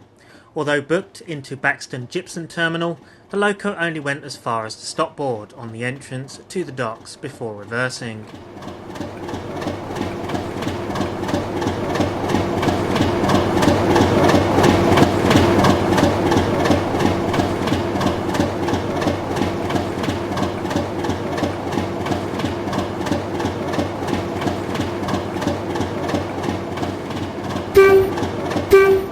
Shortly afterwards, Slug 6 departs now on the 0 Zulu 96 Buxton Docks to Buxton Docks via Westlake Power Station.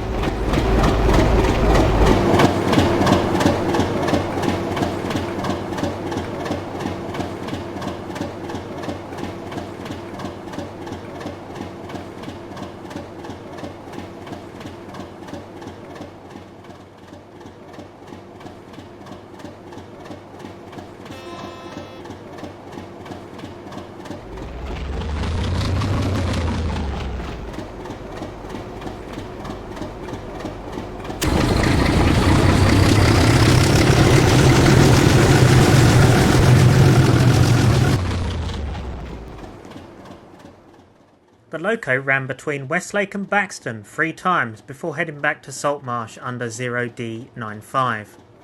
LRL would operate a further 2 of these route learners, although as of today the gypsum contract has yet to begin.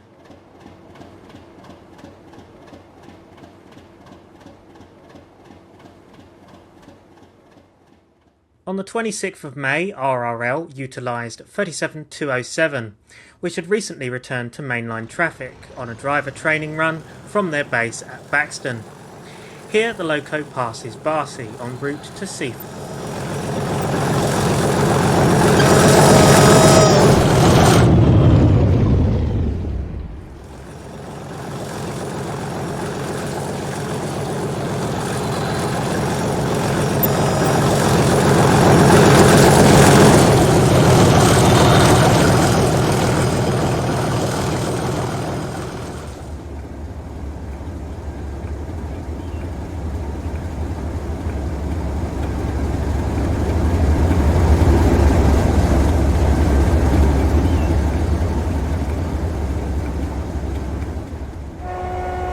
Once at Seaford, the loco reversed to head back to Buxton LMD.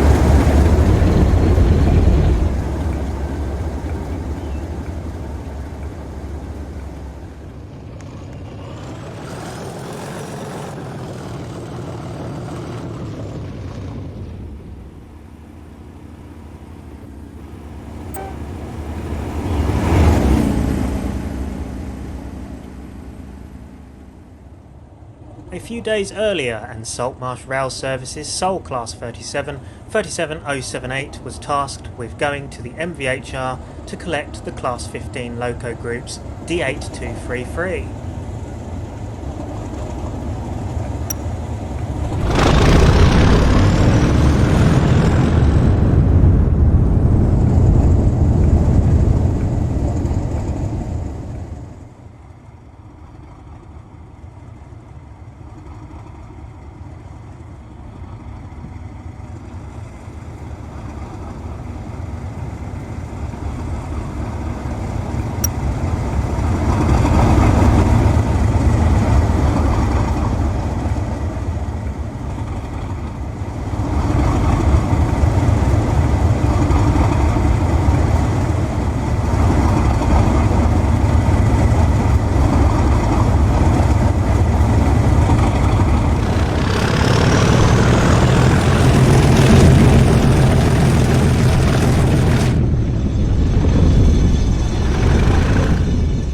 Once at Whitley on the MVHR, 37078 drags D8233 out of the sheds ready for 0 Zulu 38 back to Saltmarsh.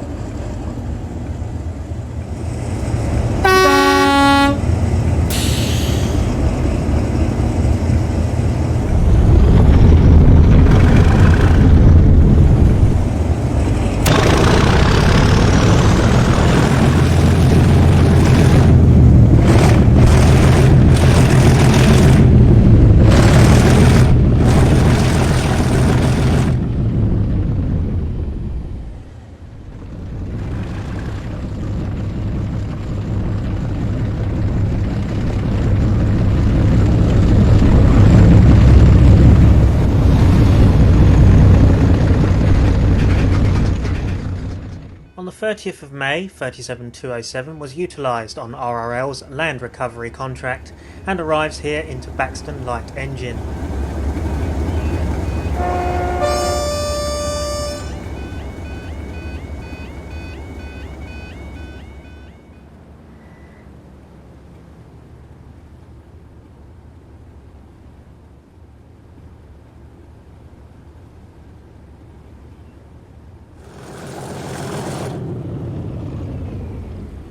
Later that day, 37207 departs the docks with loaded spoil wagons on the 7 Zulu 21 Buxton Land Recovery to Leafminster.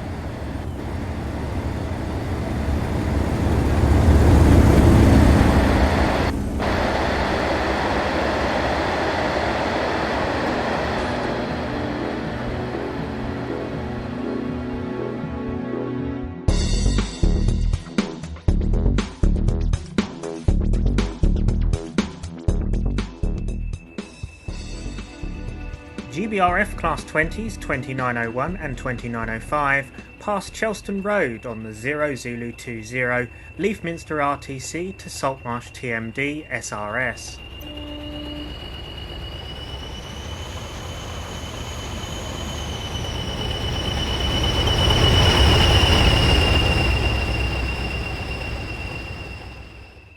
Although in the striking GBRF livery, 2901 and 2905 are actually owned by Harry Needle and are on long-term hire to GBRF.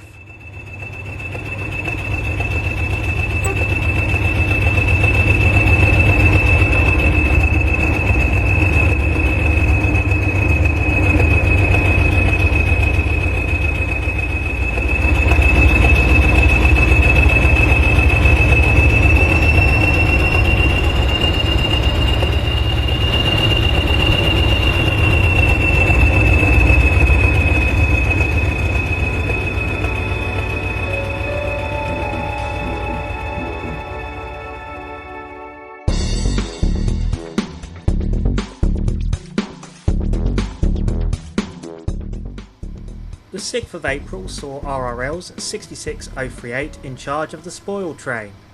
This is 6 Zulu 22, Leafminster to Buxton Land Recovery.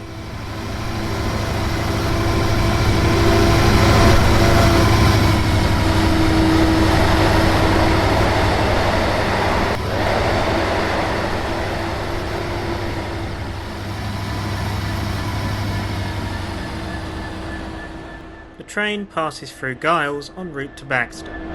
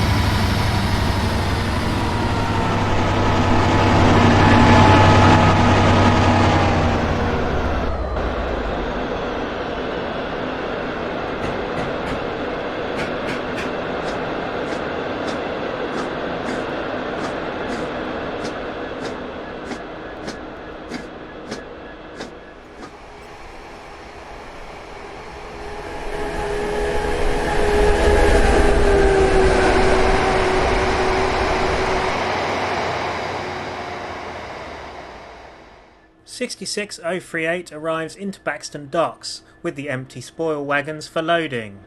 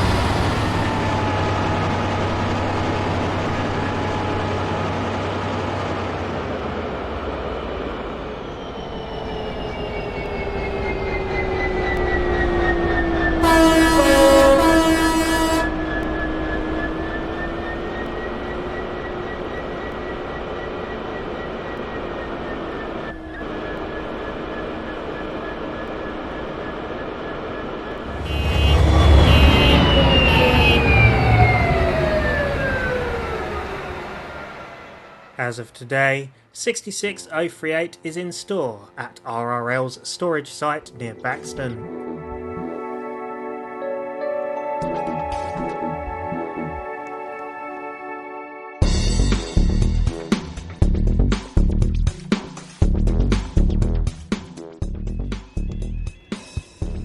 After being finalised at LRL's new depot at Saltmarsh, 37905 is now back on the main line and is seen here at Goughlin on one of its first mainline test runs after being repainted.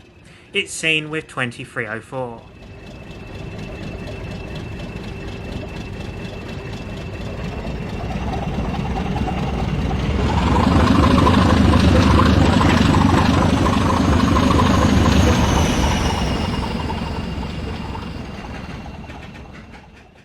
The pair pass Mainstow Station on a circular route from Saltmarsh to Saltmarsh via the Goughlin Loop.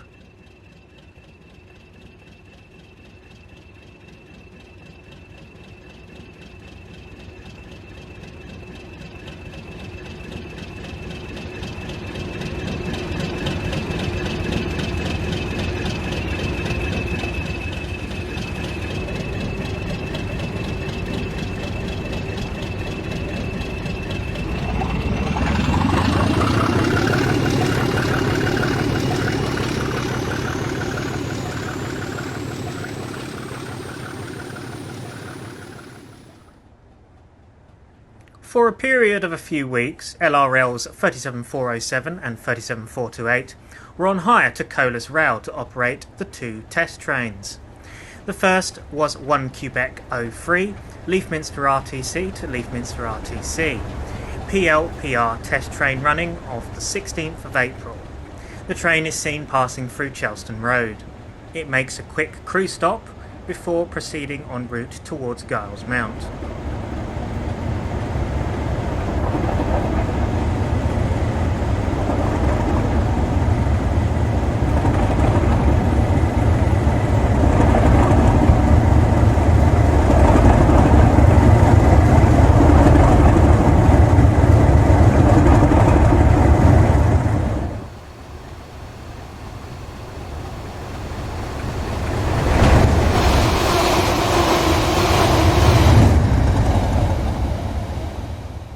One Quebec 03 covered all four lines of the Goughlin Loop. The train began by covering the down fast from Giles to Giles via Goughlin.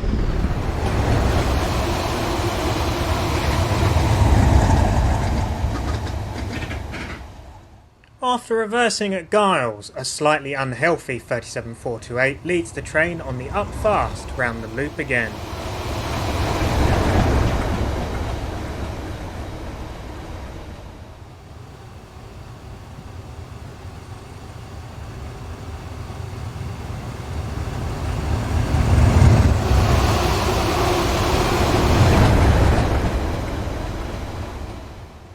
Once both fast lines have been covered, the train will cover the down and up slow lines.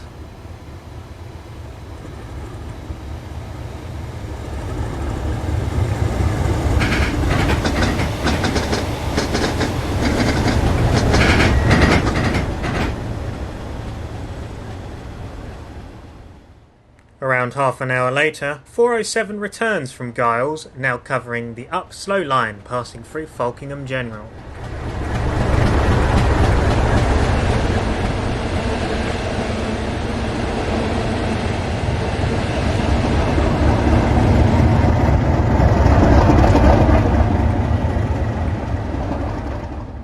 While 67025 sits in Goughlin's Bay platform, 37407 arrives into Goughlin.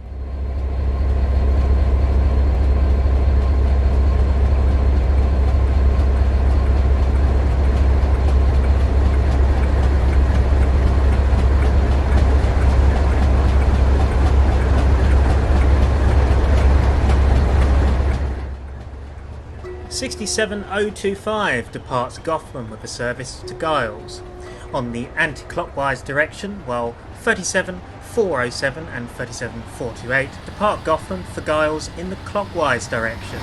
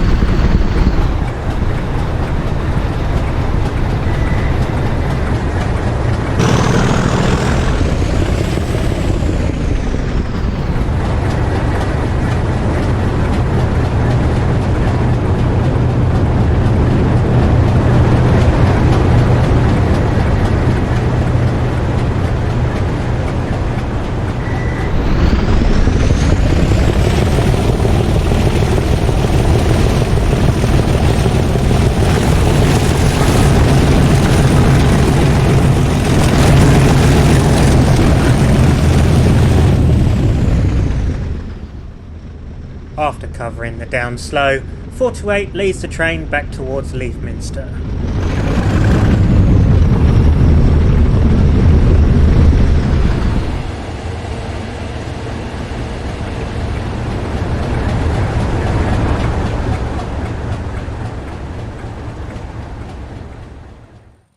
Back in 2013, and the test train scene was dominated by Network Rail's Class 31s.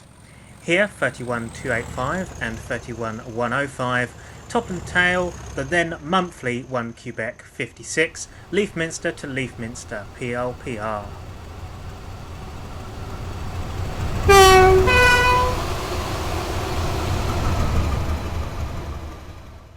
.31285's many additional lights on each end are infrared lights designed for when the auxiliary camera is used on the front of the 31 itself.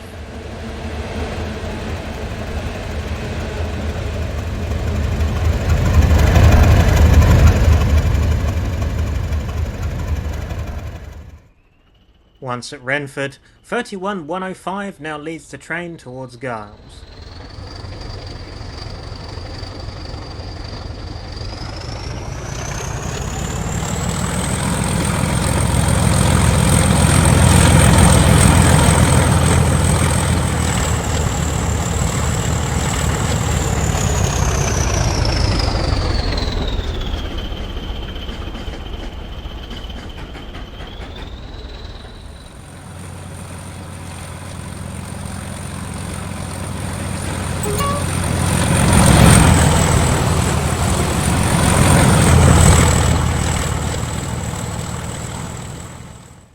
The 31s arrive into Giles Mount to await an oncoming Class 395 unit.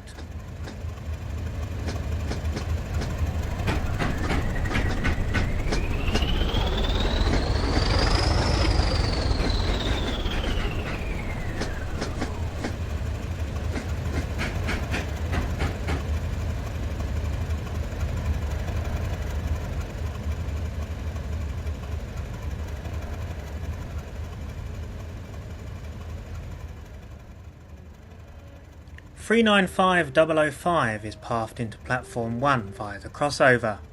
It is known for passenger trains to get priority over test trains.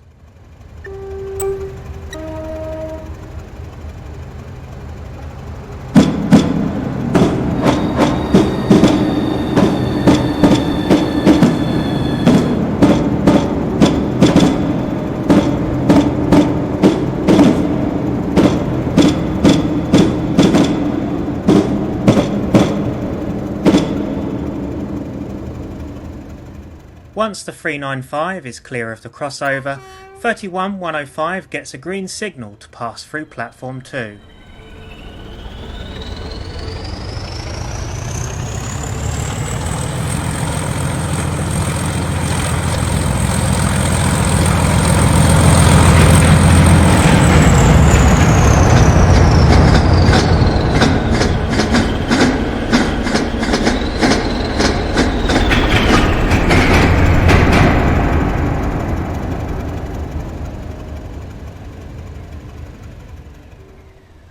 The train now covers the Capchester line and passes Happard.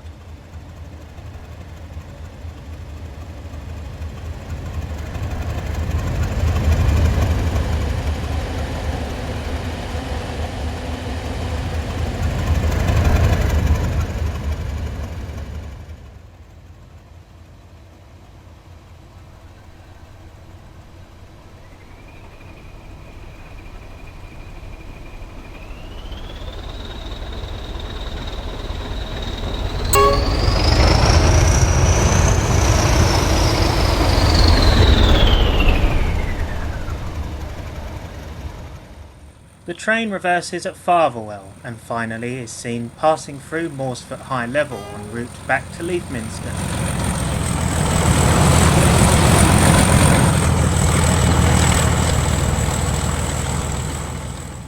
The second test train that 37407 and 37428 were booked on was on the 30th of May and was to cover the threatened Ashcott line. Here 37407 and 37428 past Dovey Junction on the 1 Quebec 05 Leithminster to Leithminster. The Ashcott line itself is under threat of closure due to a lack of passenger traffic and very little freight traffic. How long trains will last on the line is unknown.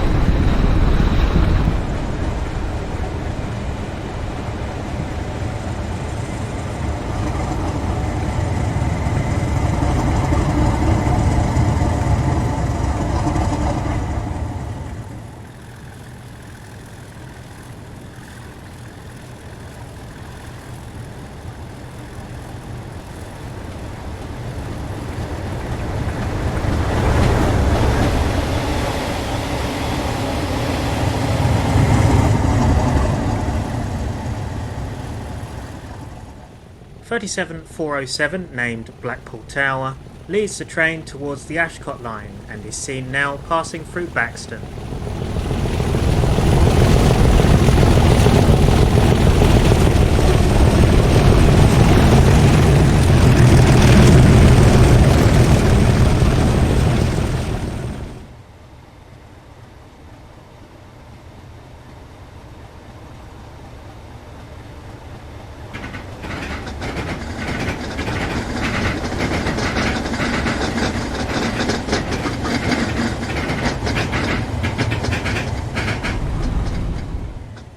After passing through Newbridge, the train is now officially on the threatened Ashcott line. Newbridge itself is a junction and the main centre line will remain should the Ashcott line close. The 237s are seen here tackling the bank towards Pennell.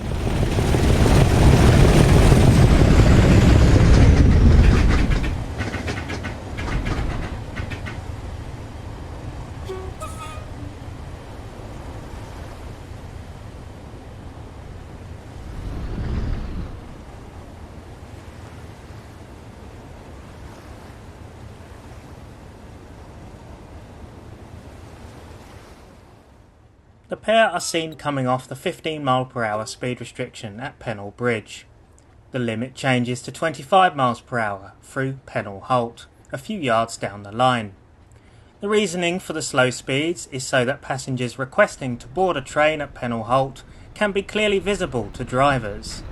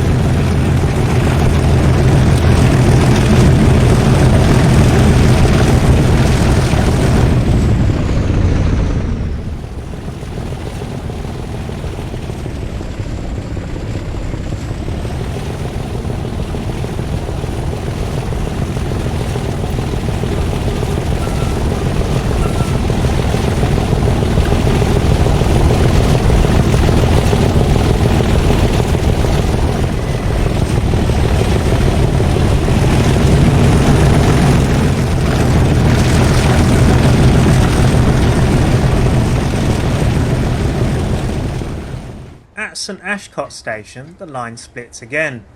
One line carries on towards St Durley, another line branches off towards Ashcott Quarry, and another disused line to Welcombe.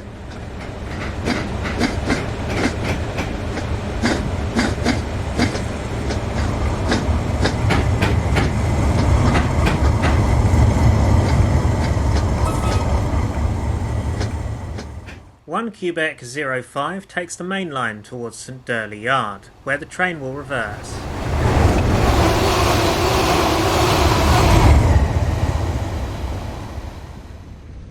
After reversing at the freight yard, a still unhealthy sounding 37428 leads 1 Quebec 05 past St Durley station. As of today, the station has seen extremely small amounts of passenger traffic.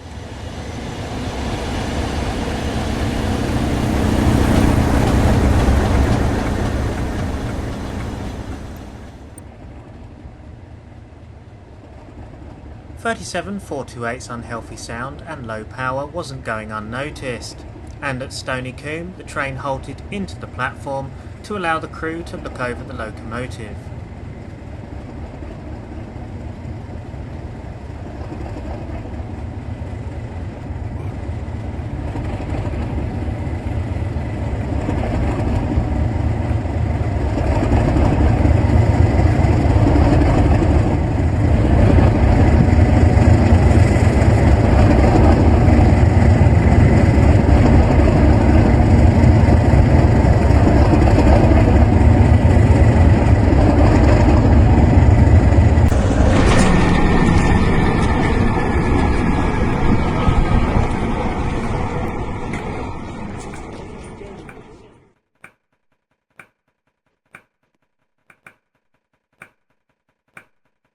After a check-over by the onboard staff, the root of the cause was found to be a relatively low oil pressure.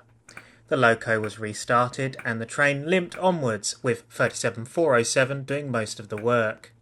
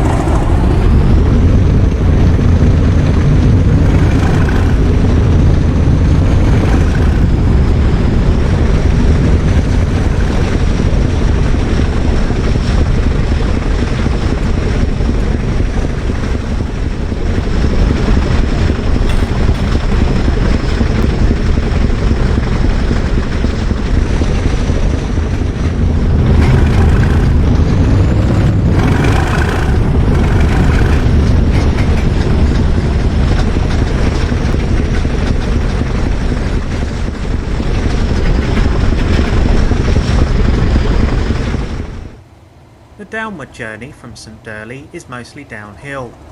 This allowed the train to coast down the bank towards Newbridge.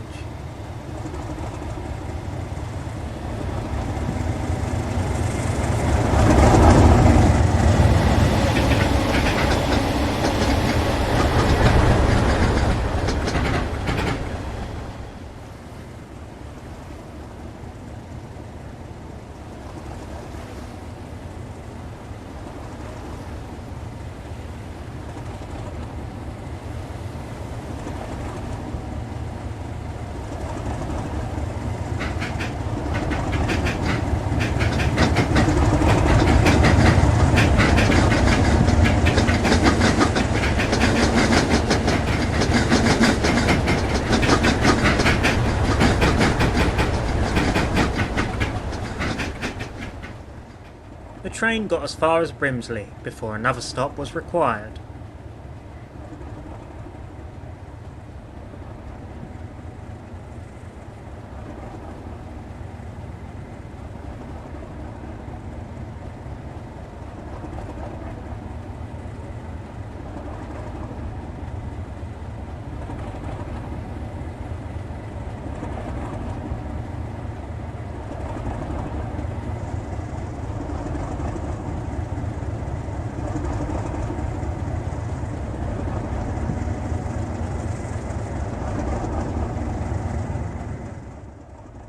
Here the loco was officially deemed a failure and was shut down.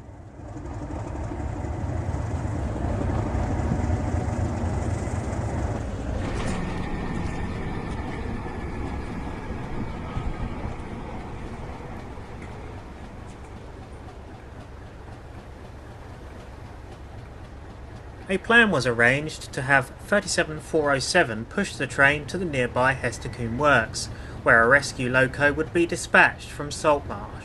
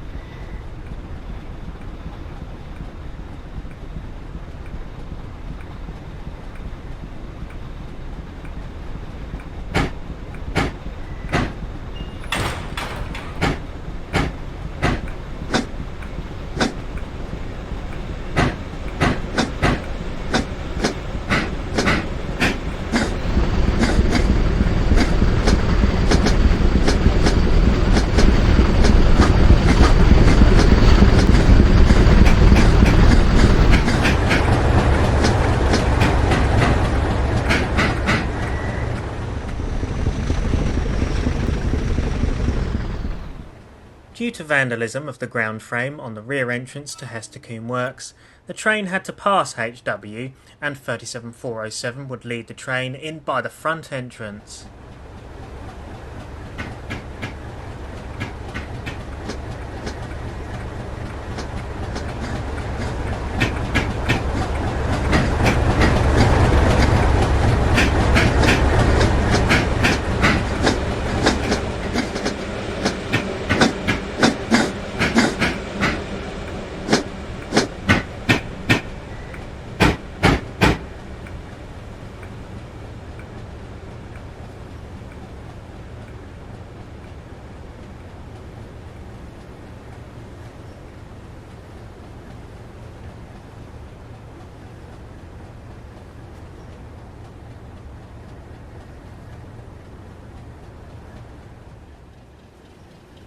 The rescue loco came in the form of LRL 37905, which was dispatched on 0 Zulu 99 Saltmarsh TMD LRL to Hesticombe Works reception sidings.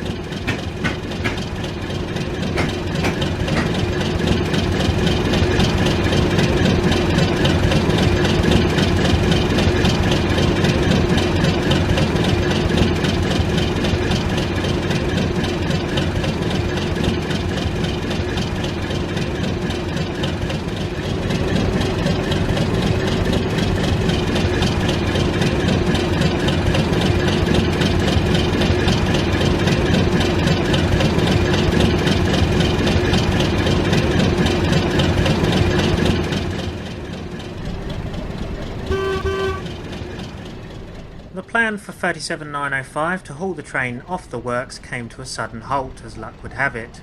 37905 was suffering a brake failure. Passing the 4 Lima 45 Minestow to Felixstowe intermodal is 37407.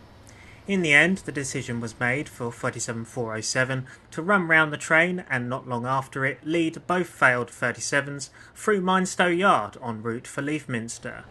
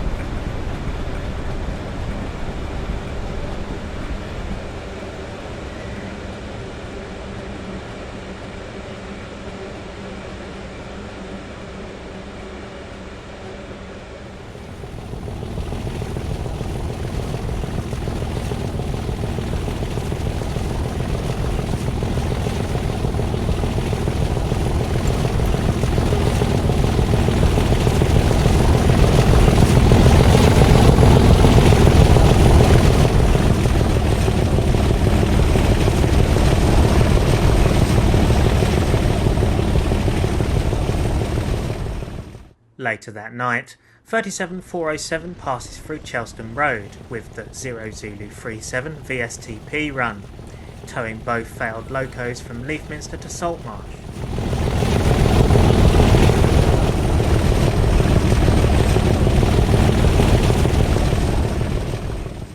(37905's brake issues were rectified shortly after. However, 37428 was taken out of traffic pending repairs.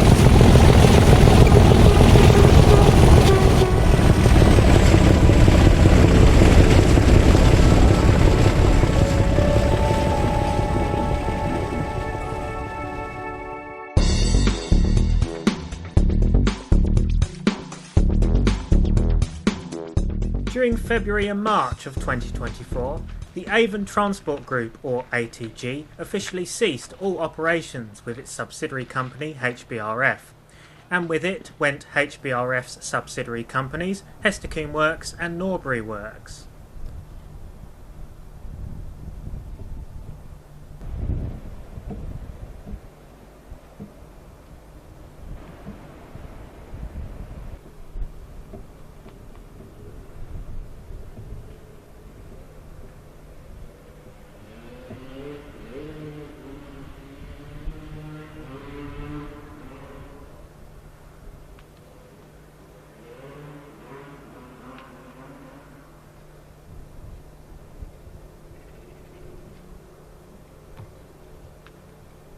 Norbury Works, or NW, was the first to close, having been mostly disused for many months. However, Hesticombe Works, HW, would remain open in order for HBRF's Class 59 fleet to be serviced until the final train of loaded aggregate left Ashcott Quarry, before the quarry's closure. With the quarry's closure, all services at HW ceased and all assets were immediately put up for sale.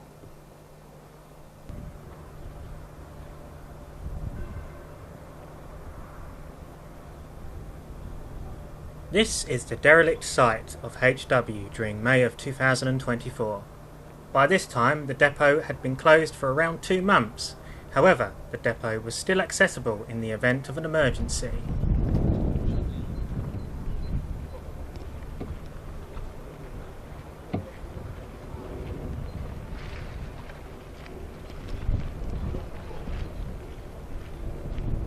The locomotive shed by this time was already suffering vandalism, with the extent of this being the deliberate felling of one of the yard's lighting towers.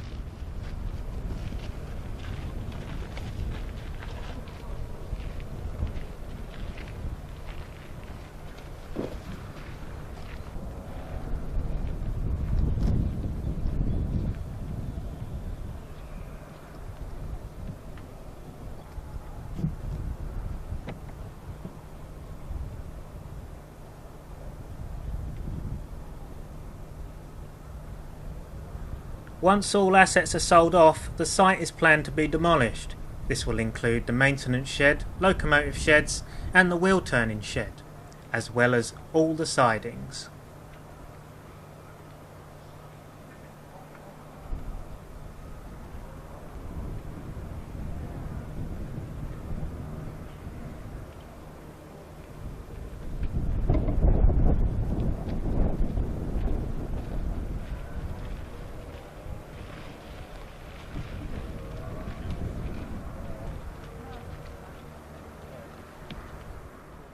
A more extreme extent of vandalism has occurred near the wheel turning shed.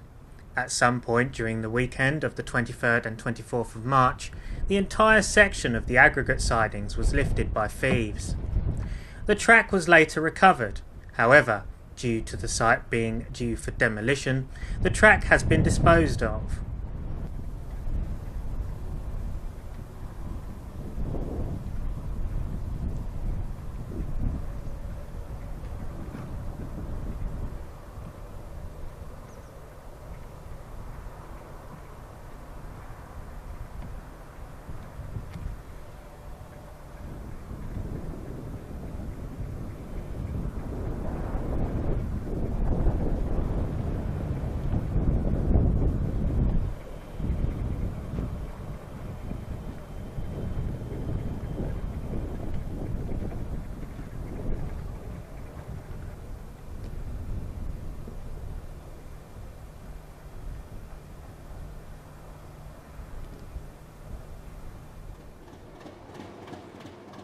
As mentioned, all HW assets were up for sale. This included all HW and NW rolling stock. Locomotive Rail Limited purchased 37653 and 37654, both of which were part of HBRF's failed reintroduction of the Night Star service. Seen at Barcy is 37906, en route from Saltmarsh to Hestercombe Works.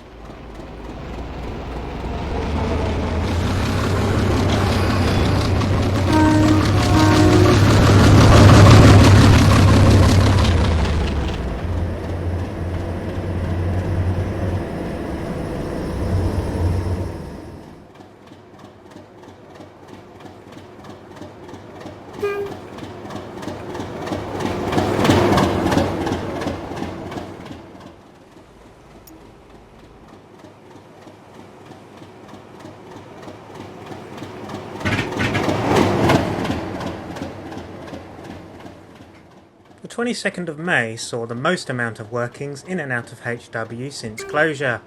First was 37906, which arrived around half an hour early.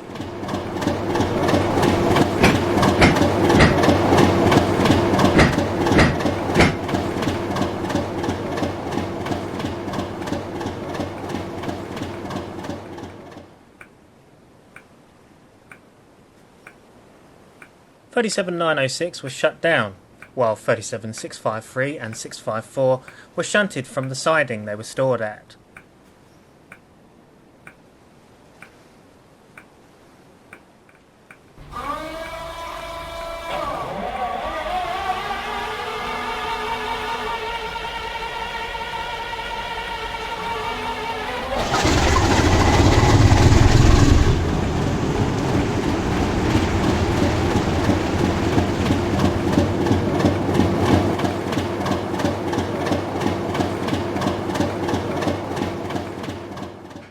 After collecting the 2/6s, 37906 crawls towards the exit signal.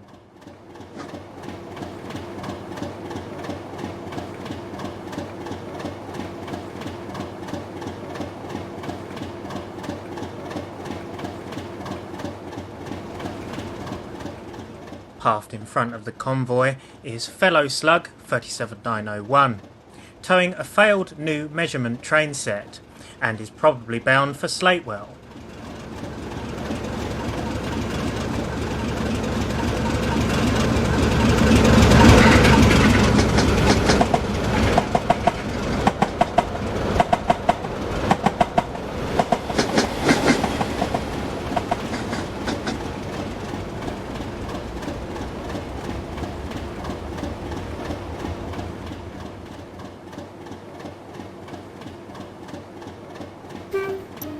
Shortly after, 37906 departs on the 0 Alpha 37 Hestercombe Works reception sidings to Saltmarsh TMD LRL.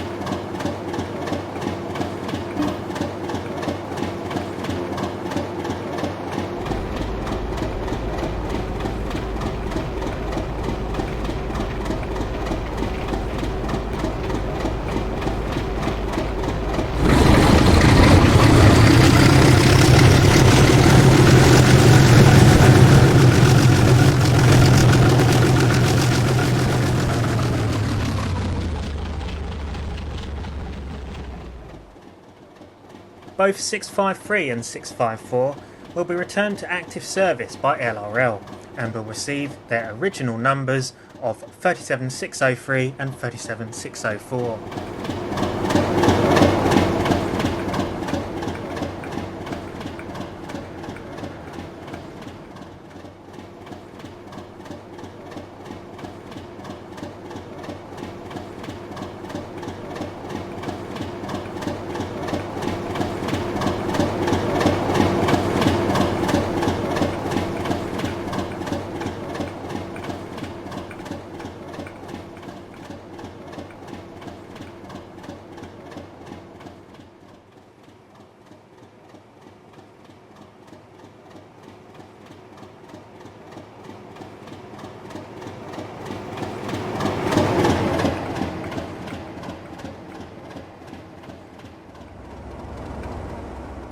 Southern Traction Limited purchased 37659, another former HBRF Night Star loco, and is seen under its own power at Goughlin on the 0 Zulu 65 Hestercombe Works TMD to Minestow Storage Sidings RRL.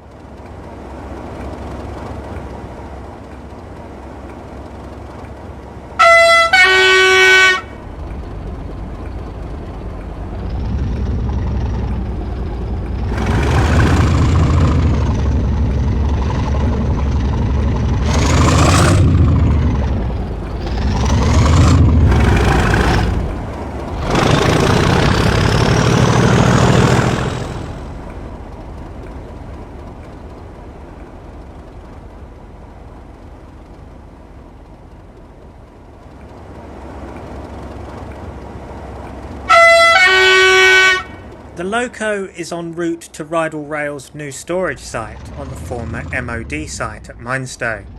As of today, 659 is still in storage at the site.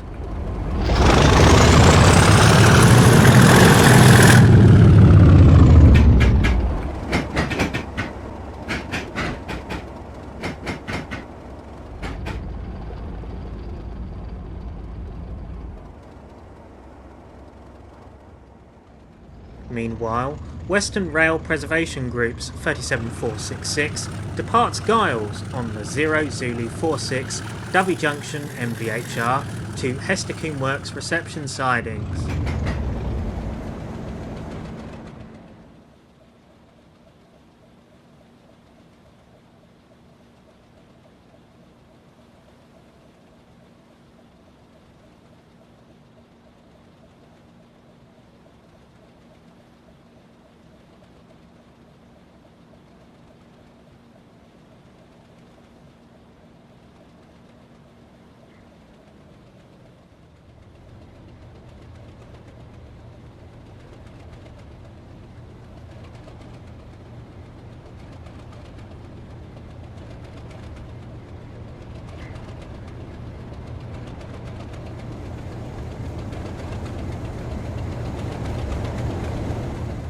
The loco was running very early, and so was halted in Minestow Yard for around half an hour.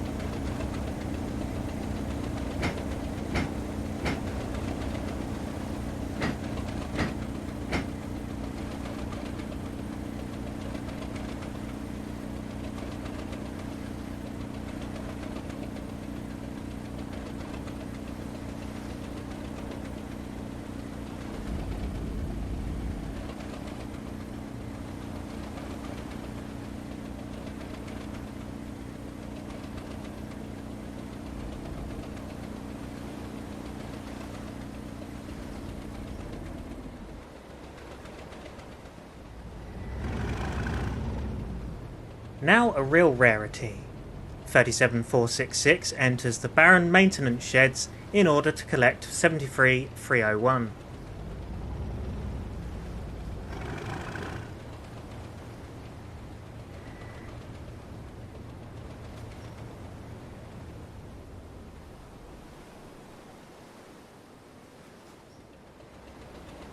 Later on, 37466 leads 73301 towards the exit signal.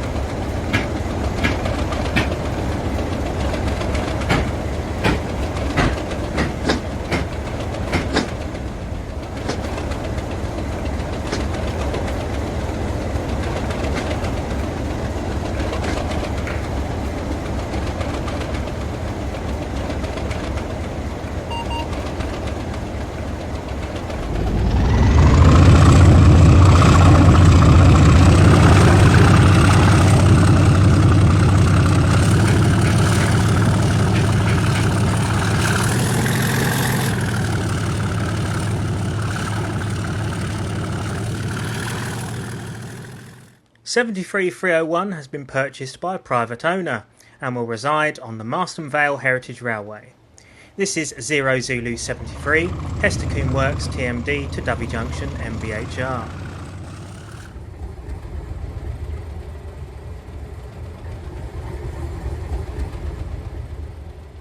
At Dovey, 37466 passes Rail Utility Services 37006, departing Dovey on the 0 Zulu 38 Dovey Junction MVHR to Hester Works reception sidings.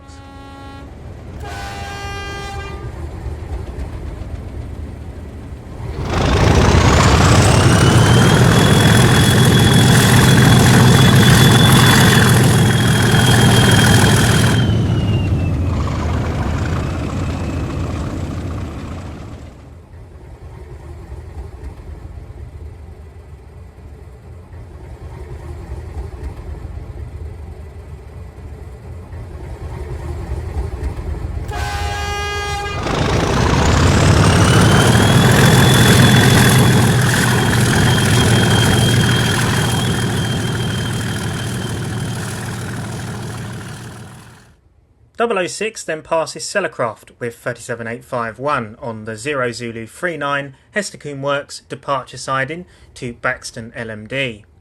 The loco will be stored at RRL's depot while its owner finalises their new company.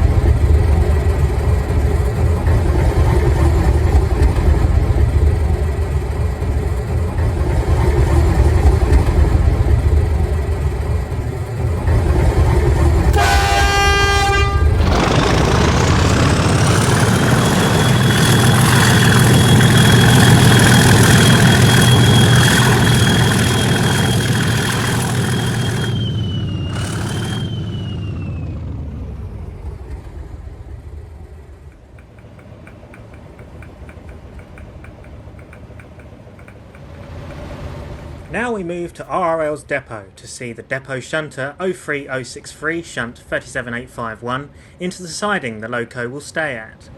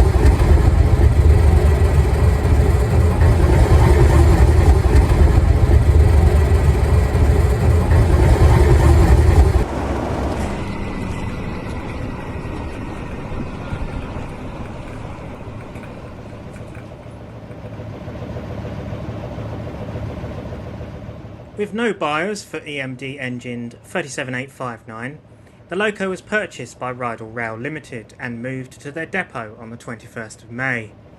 The loco will be stripped for components and sadly will be sent for scrap.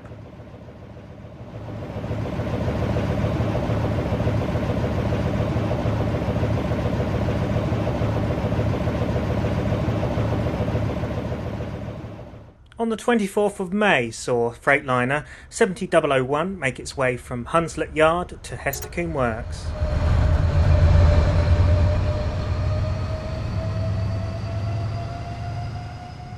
All three of HBRF's Class 59 fleet, which were the final HBRF locos in service, were brought by Freightliner for use as spares. 70001 passes Sellercroft with 59 302, 303 and 301 en route Leeds-Barm Road.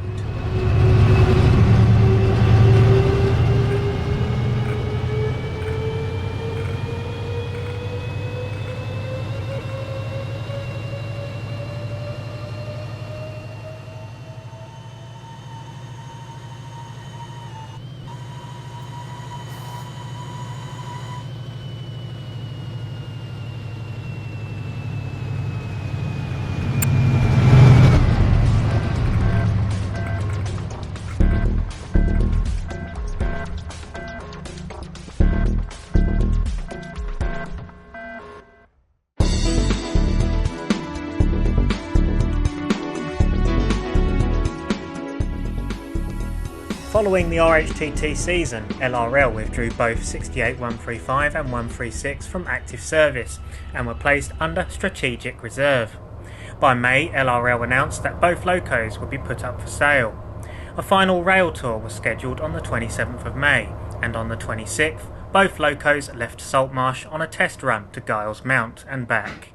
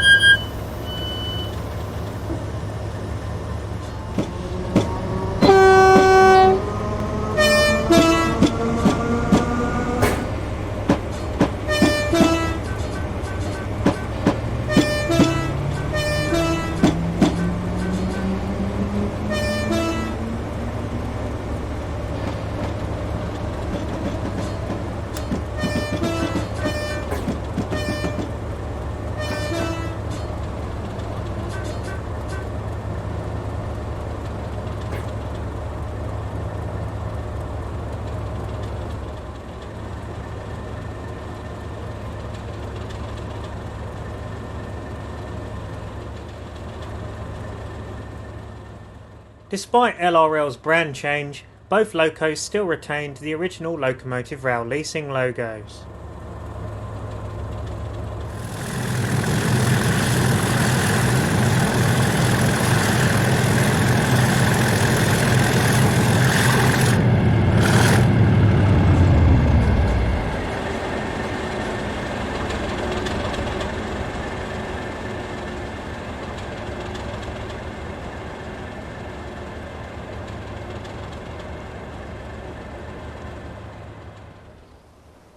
The next day saw both locos on their final day of operation with LRL. Here both 68s run light en route from Saltmarsh to Minestow to pick up the stock.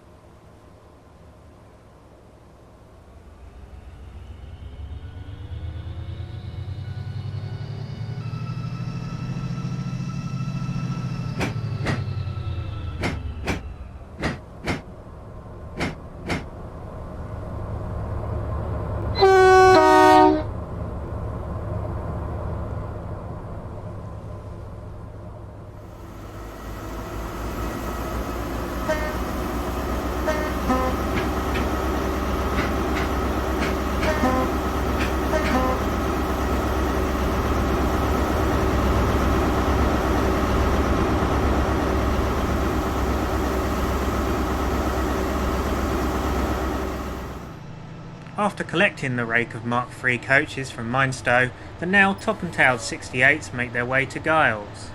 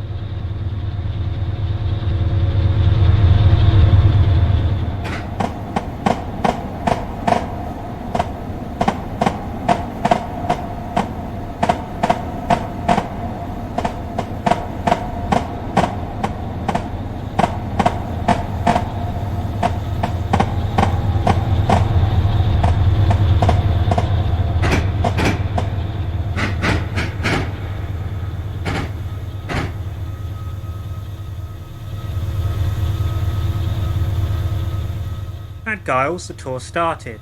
Its destination was St Durley, with intermediate stops at Falkingham General, Goughlin, St Ashcott and King's Ash Road.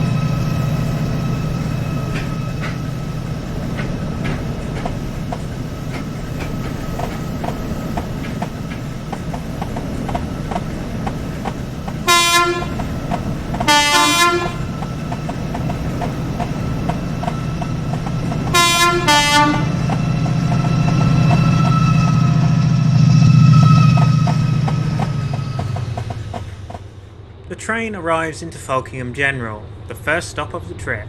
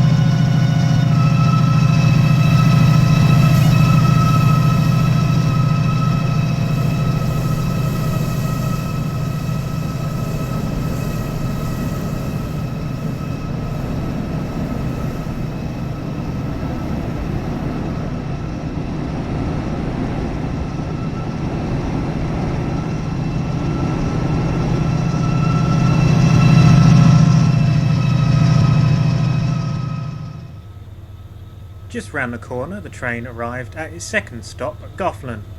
Here the train takes the Buxton line.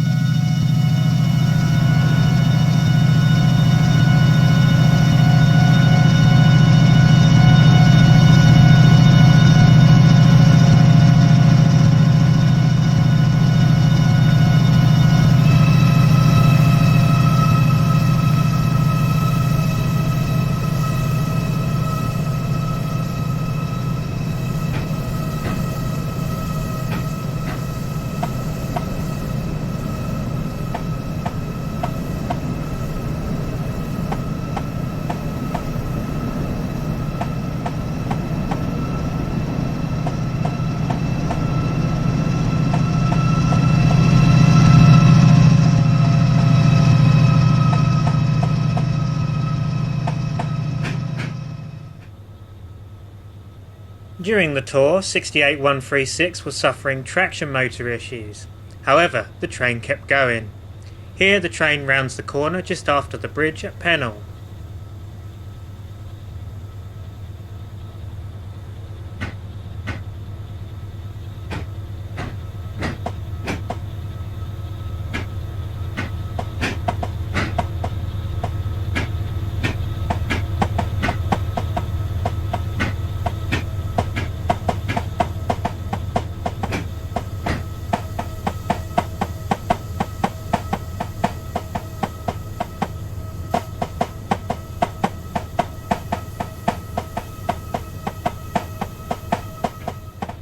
Soon the train arrived at St Ashcot, and after a quick stop, the train carried on towards St Durley.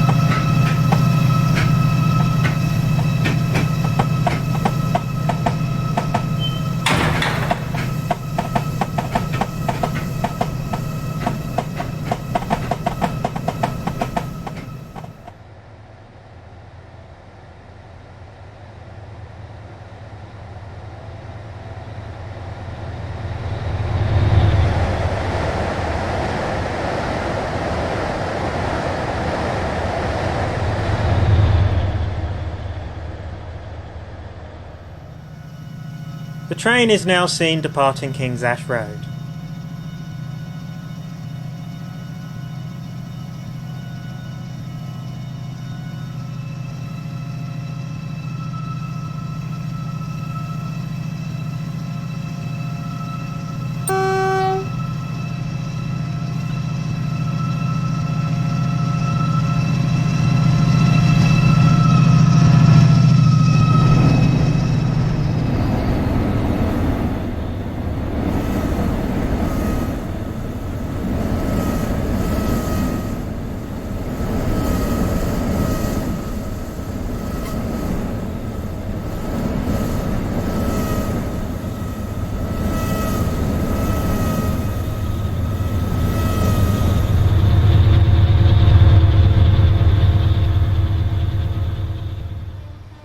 The writing seems to be on the wall for the Ashcot line as GBRF 69001 and 69003 pass St Durley Station with the 6 Victor 40 St Durley upsidings to Minestow Yard.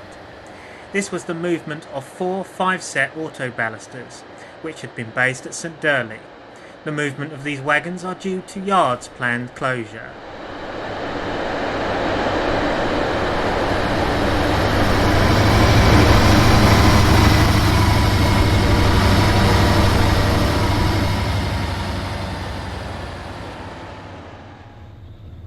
Soon after, 68135 leads the tour back from St Durley en route for Giles.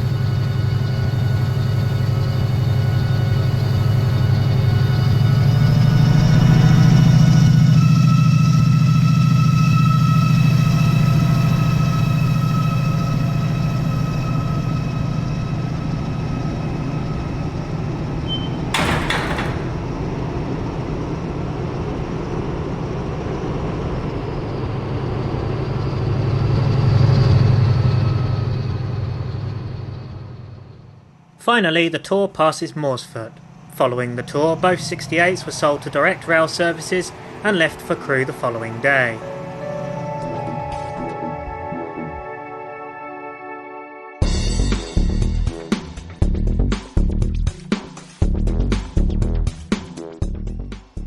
Rail tours in and around the GCR network usually occur during the spring and summer months.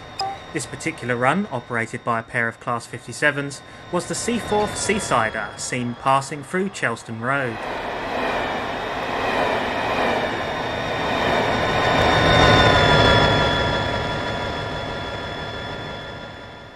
The date is the 16th of April, and the Seaforth Seasider was not the only charter out and about.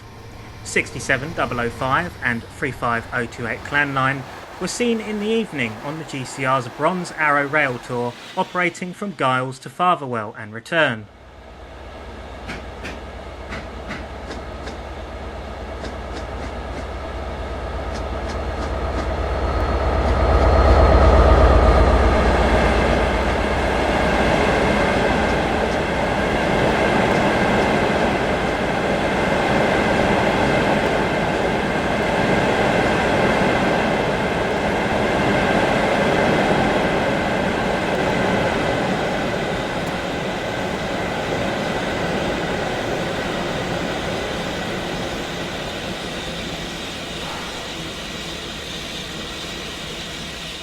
Locomotive number 35028 Clan Line was built at Eastleigh Works in Hampshire and entered traffic on December the 23rd, 1948, from Bournemouth Shed. Thus, from the beginning, she was always a British Railways engine and never carried the full livery, markings or numbering system of the Southern Railway.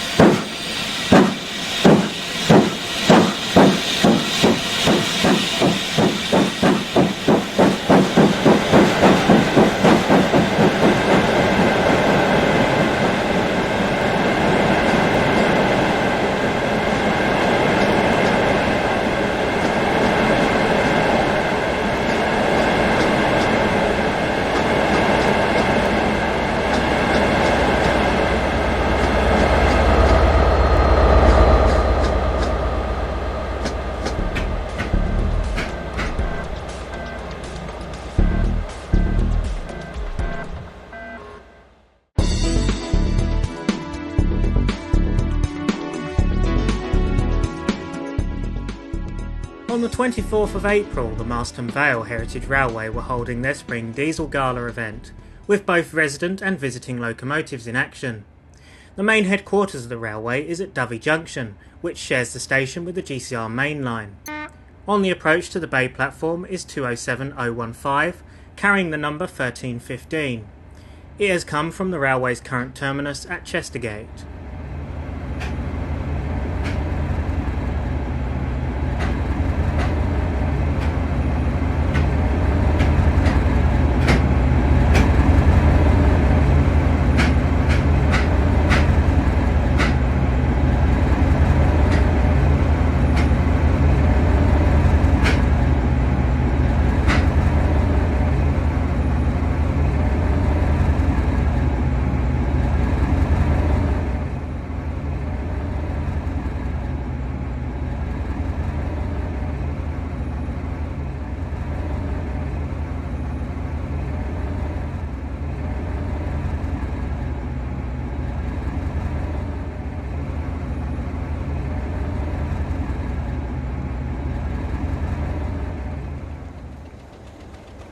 The first visitor to the event was Class 33 Crompton 33002 Sea King, visiting courtesy of the South Devon Diesels Group.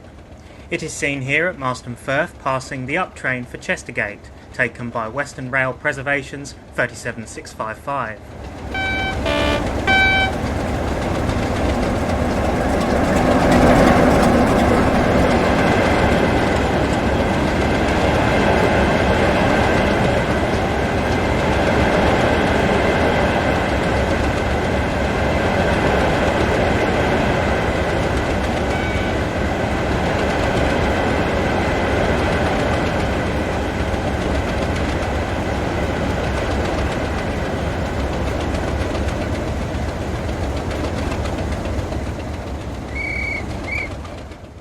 37655 now gets the off for Chestergate. Marston Firth is the main passing point for trains on busy days.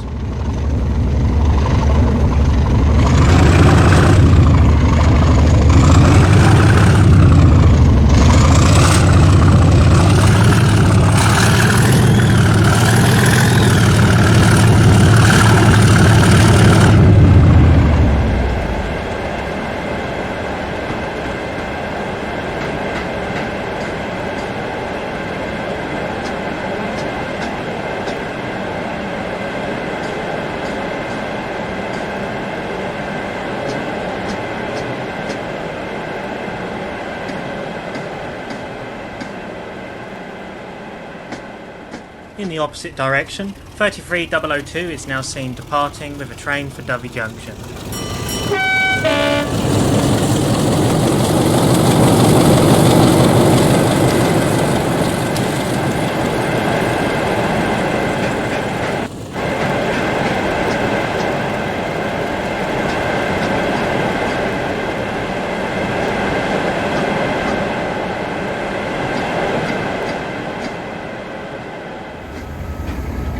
The second and final visitor to the event is LSL's 47712, which is preserved in an authentic Intercity ScotRail livery.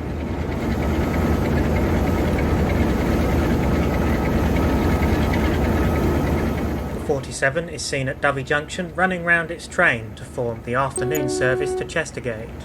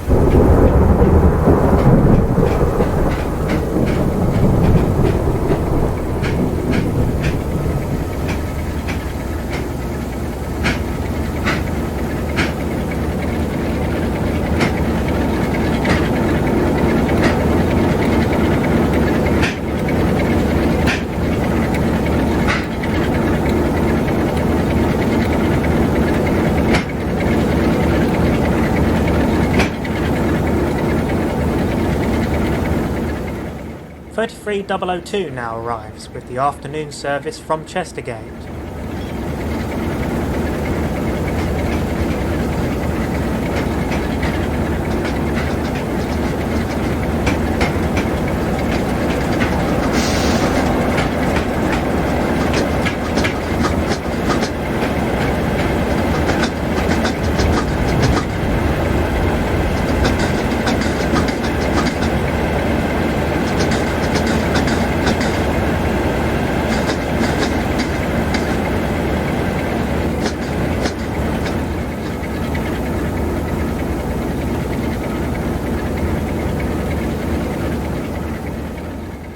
The 1 o'clock Dovey Junction to Chestergate service was taken by the resident Class 207 Thumper unit, seen here just outside of Marston Firth.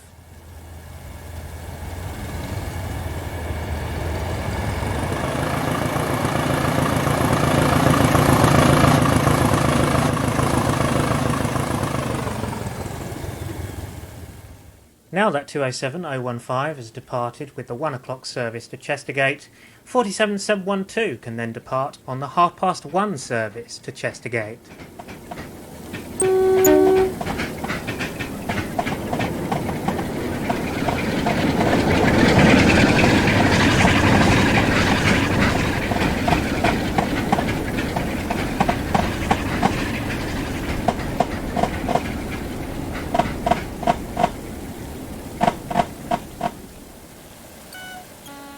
The 47 would then pass 37655 at Marston Firth, operating the down train to Dovey Junction. It is seen here en route just outside of Marston.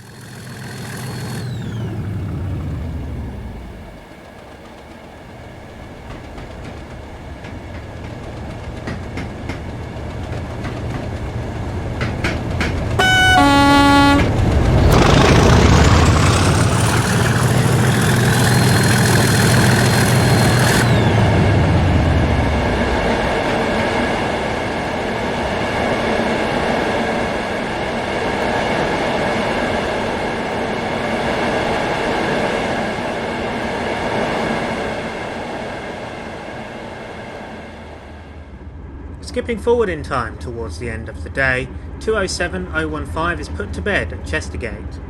It is seen here departing the platform for the Motive Power Depot.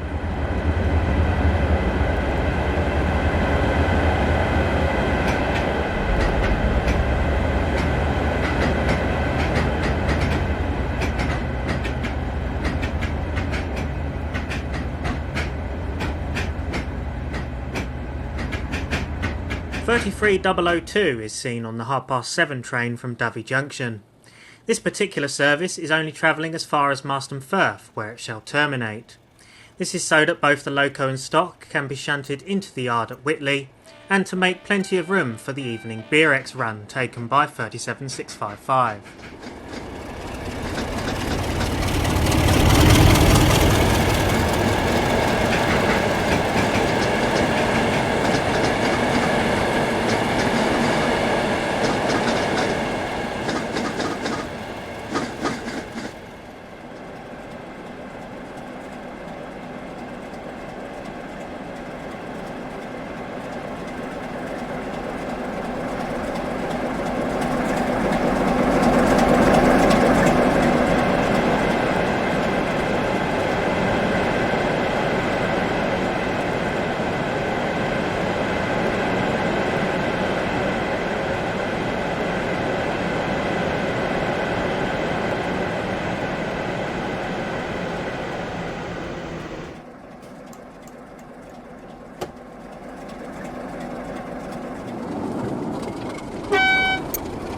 As dusk begins to settle, 33002 proceeds up to the inner home signal at Marston.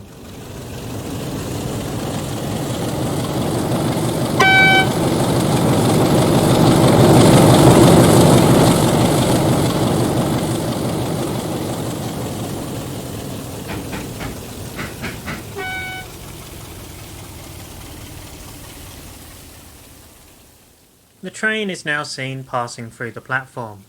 This shall be our final view of 33002 in this programme.